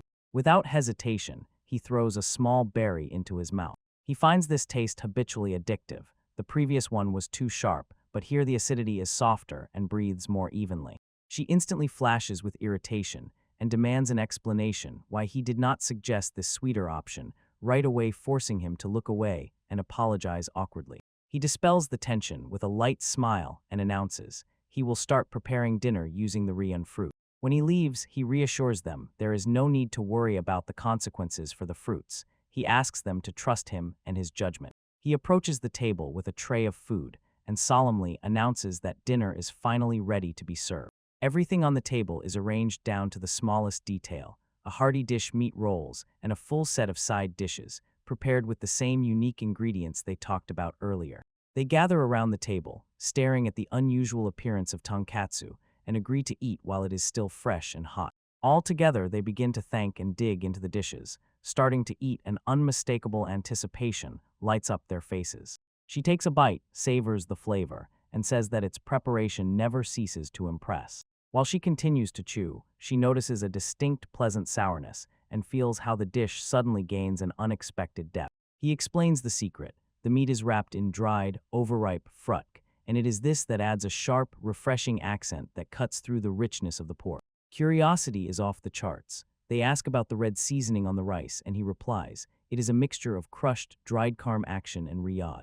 He watches with pleasure as the visitors greedily taste the dish. Their faces bloom with the pleasant aroma and the perfect balance of salty and sour. He falters, caught on the ingredients, and explains that it is tempura made from stems, flowers, and leaves. He asks her to trust him and take a bite. Seeing her enjoy the dish, he smiles, glad that his culinary experiment was so warmly received. The team continues the dinner, and one of the girls asks for a drink, so he instantly serves a refreshing, sparkling beverage that pairs perfectly with the food. After that, he shifts his gaze to his own bowl and finally allows himself to enjoy the fruits of his labor. While he prepares to eat, one of the women asks if he will really eat that portion, but he does not look away. He just savors the unique combination of ingredients. He closes his eyes and delights in the moment when acidity and saltiness wonderfully blend with the natural sweetness of rice. With each bite, his appetite flares even more, and he continues eating with full admiration, completely immersed in the dish he prepared himself. He offers others to taste his dish, but they only look confused because he truly enjoys it, solemnly asserting, supposedly, it is incredibly tasty. While everyone is still cautious, he squints a smile certain that later they will recognize the unique flavors he prepared, and he himself finds deep satisfaction in how he feels it. Large hands extend a small bottle to the customer, who beams with joy at the new manicure product. He smiles in response, grateful for the successful sale while the store thrives. The day comes when the stock in the store must be replenished. Crates will be rolled in and arranged in place to cope with the growing demand. The fame of the manicure product quickly spread among local women. It was reinforced by the advice of those who first tried it at the festival. He still remembers that day. A young woman entered the shop to pick a manicure polish matching the hand cream, and a new idea for his inventors immediately sparked in him. Since then, he offers a service, polishing nails and drawing simple patterns on them, and this gesture was met with extraordinary gratitude. And the decoration is a true wonder of alchemy. It is made from slime jelly, troll fat, and pigments extracted from flower petals. He refined the recipe through meticulous experiments. Applying the polish requires jeweler's precision, especially with the small brush attached to the inner lid. Making it in such a compact size is a real challenge. He continues to personally adjust the potion flasks, but due to high demand, the supplies usually sell out completely by noon. He calculates the logistics of his own trade. If clients bring empty containers themselves, he can lower the price for polish without risking supplies. Seeking a more permanent option, he writes a letter to Abel, hoping she can negotiate with the royal merchants and ensure stable container deliveries. As the day progresses, he explains to visitors that the polish is already sold out, while noting that interest in individual nail art is only growing. He shifts his gaze to a client and carefully, precisely applies delicate decorations to her nails, exactly for a fee of 5 silver coins. Looking at himself through memories of a past life, he wonders if such specialized nail salons were common, and finds peace in the familiar craft. Although at first he lacked confidence in his artistic abilities, he admits that natural dexterity, honed by practice, made the work surprisingly uplifting. The client expresses sincere gratitude for the meticulous service. She clearly likes how he transformed her hands. Smiling contentedly, he prepares for the next task, confident in the path he has chosen. He proudly shows his work and watches as his companion genuinely rejoices at the results. As she walks away, he waves his hand, friendly, a quiet satisfaction from a job well done lingers in the air. Returning to the station, he enters the shopkeeper's place and starts a warm conversation. The shopkeeper says that every time his appearance becomes noticeable, daily profits immediately increase significantly. A small boy nearby beams with joy and impatiently says he should come more often, especially since he promised to share some cooking recipes. Catching the boy's enthusiasm, he advises them to take a break for lunch as soon as the flow of visitors subsides. Their conversation is interrupted by the heavy, measured footsteps of a new arrival. He is already approaching the entrance to the shop. The visitor enters with a single purpose, to buy the entire stock of nail polishing potions. When he is informed that the stock is exhausted, he momentarily falls into confusion, but immediately pulls out a ready decision. He asks to reserve the entire next shipment for himself. He says calmly and without unnecessary emotion that the potions are intended for his acquaintances, but the old merchant still does not believe him. He demands to find out if he is really responsible for their creation. Despite the merchant's distrust, he is forced to sell the man the entire stock of nail care elixirs in the shop. He points to the logistical impossibility of mass production. Specialized containers and brushes are difficult to manufacture, and the merchant looks clearly angry and irritated because of this. The shopkeeper advises to manage with only the liquid, but categorically refuses, insisting a unique applicator is needed for the product to work properly. He maintains a professional boundary and immediately states, the formula and containers are registered with the Merchant Guild, so they cannot be transferred. The shopkeeper bursts with indignation, boasts about his position, the highest level of the firm in the capital, and promises significant wealth to secure this deal. He did not move and calmly explained that he is a master. He deals only with equals, and if the merchant wants to negotiate, let him bring his superiors to the table. Keeping a calm gaze, he finally asks the merchant to state his name, and by this makes it clear that the real trade is just beginning. He watched as the stubborn merchant scattered in panic, and then with a heart sinking like a stone, he realized the man was already preparing to return. Returning to the shop, he firmly closed the door, cutting off the loud echo of tension after the meeting. Inside, he set about calming his companions. He promised to take responsibility for all future disturbances, so they would no longer have to worry about such vile characters. He insisted that they must not allow this adventure to oppress them, and assured them, as long as he was around, there would be stricter surveillance behind the shop. The young boy noticed that the merchant seemed to be one of those who looked down on others from above, and that such people almost never engage in honest, fair negotiations. He agreed, feeling relieved that the man was finally sent away, and his companion added, such people usually bring about their own downfall. The conversation shifted to a possible trip to the capital. The boys were excited by the idea of going together on the next supply run to scout the merchant's trade business, but he warned the road would be dangerous because of dragons. Shedding the day's tension, he decided it was time to clear his head and finally allow himself a well-deserved meal. He sits at the table, gazes at the unfamiliar ingredient brought to him, and immediately understands it was gathered right from their own fields. The ingredient called kabori, a yellow fruit with flesh that breaks into thin strands when cooked, making it easy to substitute for noodles. They prepare a dish from these strands, topped with a thick meat sauce made from ground green drake meat and tomatoes grown in their garden. While the dish was finishing cooking, the group began to eat and savor the firmest notes of their homegrown produce. They notice the thick meat sauce perfectly coats the light, smooth texture of kabori noodles. It's impossible to tear oneself away from this dish. He notes the sweetness of the tomatoes competes even with the finest gifts, and the soup adds a refreshing balance to the dish. The group freezes in place, completely immersed in the pleasure of the homemade meal. He finishes with a sip of broth, noting how the simple seasoning of the rockbird broth repeatedly cleanses the palate. He watches as the boy greedily extends an empty plate, begging for another serving of tasty food, and the woman next to him sighs both with a smile and with resigned indifference to how insatiably the boy eats. Laughing, he ladles another full scoop and remarks that such a reaction is the highest joy of a cook, even if his supplies are melting right before his eyes. The plate is scraped clean in moments. The metal fork clinks against the ceramic, and just as the last piece disappears. When the meal is over, he suggests leaving the remaining ingredients and advises them to cook this dish themselves whenever they want. The boy points out the practical difficulty. The recipe is simple, but getting green drake meat and rockbird broth is not an easy task at all. She playfully complains that his cooking has spoiled their taste buds and warns, from now on, nothing less refined will satisfy them. Life buzzes in the local tavern. Guests gather, unaware that a quiet meeting is taking place in the corner. He is late for the gathering, throws out a brief apology, and immediately settles in more comfortably to begin their secret affairs. She lowers her gaze to the table. Her face becomes stern as she confirms that everyone is already in place and that it's time to start. They begin exchanging intelligence, noting that their target was spotted near a small town, so probably the recent monster investigation drew her there. He gladly takes his favorite plate of fried food, and the meal noticeably lifts the mood as they continue their strategic conversation. She questions the simple logic. Why would a high-ranking traveler linger in such a quiet, remote area far from the usual dangers of forests or air routes?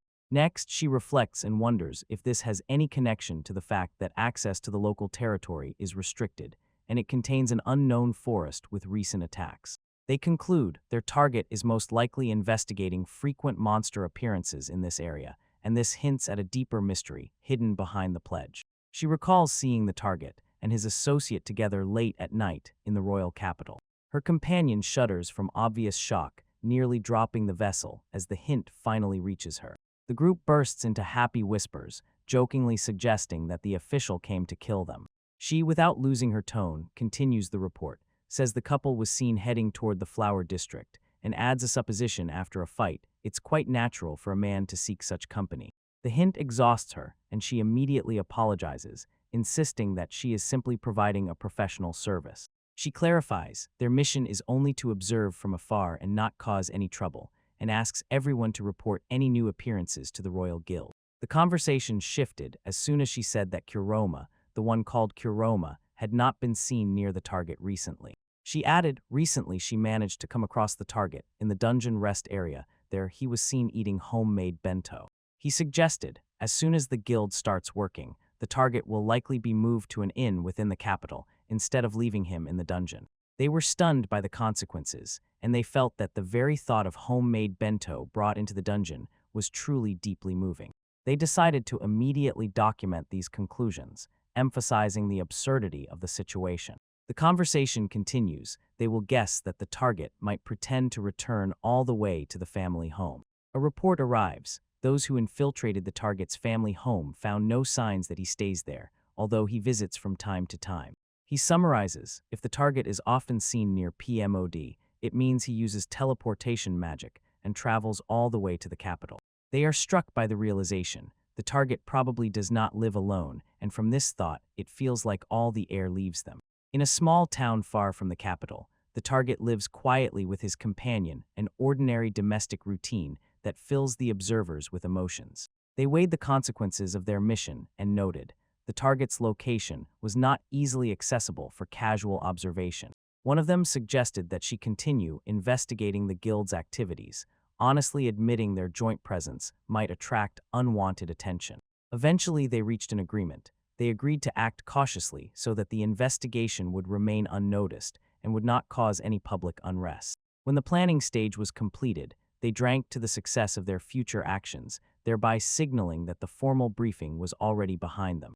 A few days later, everything changed. A quiet town, a woman diligently preparing coffee, and the rhythmic grinding of beans filling the air. The bell jingled just as a young man entered the hall. He asked for a table for one, but the mention of a companion confused the woman. He settled in and began explaining that he had arrived from a distant country and wanted to drink a cup of coffee, so the woman asked if it was his first time trying their beverage. She warmly welcomed him to the cafe, smiling politely, and handed him the menu while he thanked her for the hospitality. He sat at the counter upon his arrival. The woman suddenly paled, as if nervousness overwhelmed her, yet she forced herself to keep a composed face. She was embarrassed by the sudden request. She hesitated to answer, and under his unwavering gaze, the flush rose again to her cheeks. He places an order, coffee and a sandwich, and I politely ask which exact drink she prefers.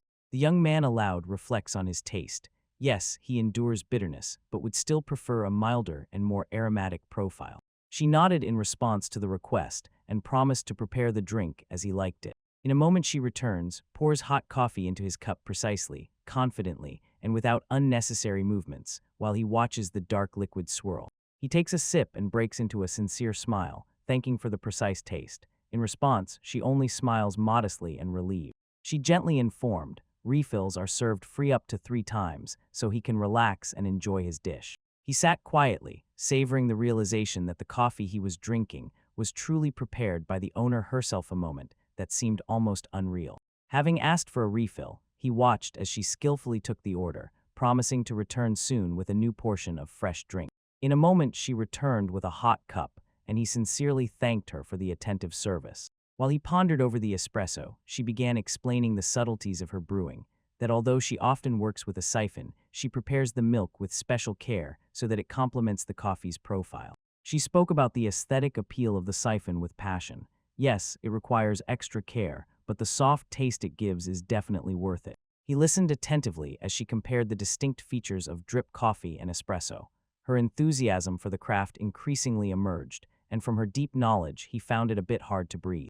Having finished, he thanked her for the excellent choice of beans and assured that his friends would definitely appreciate the quality just like he did. When he left, she recalled this meeting with a wave of excitement. She was already eager to note down all the details of their conversation so others could read.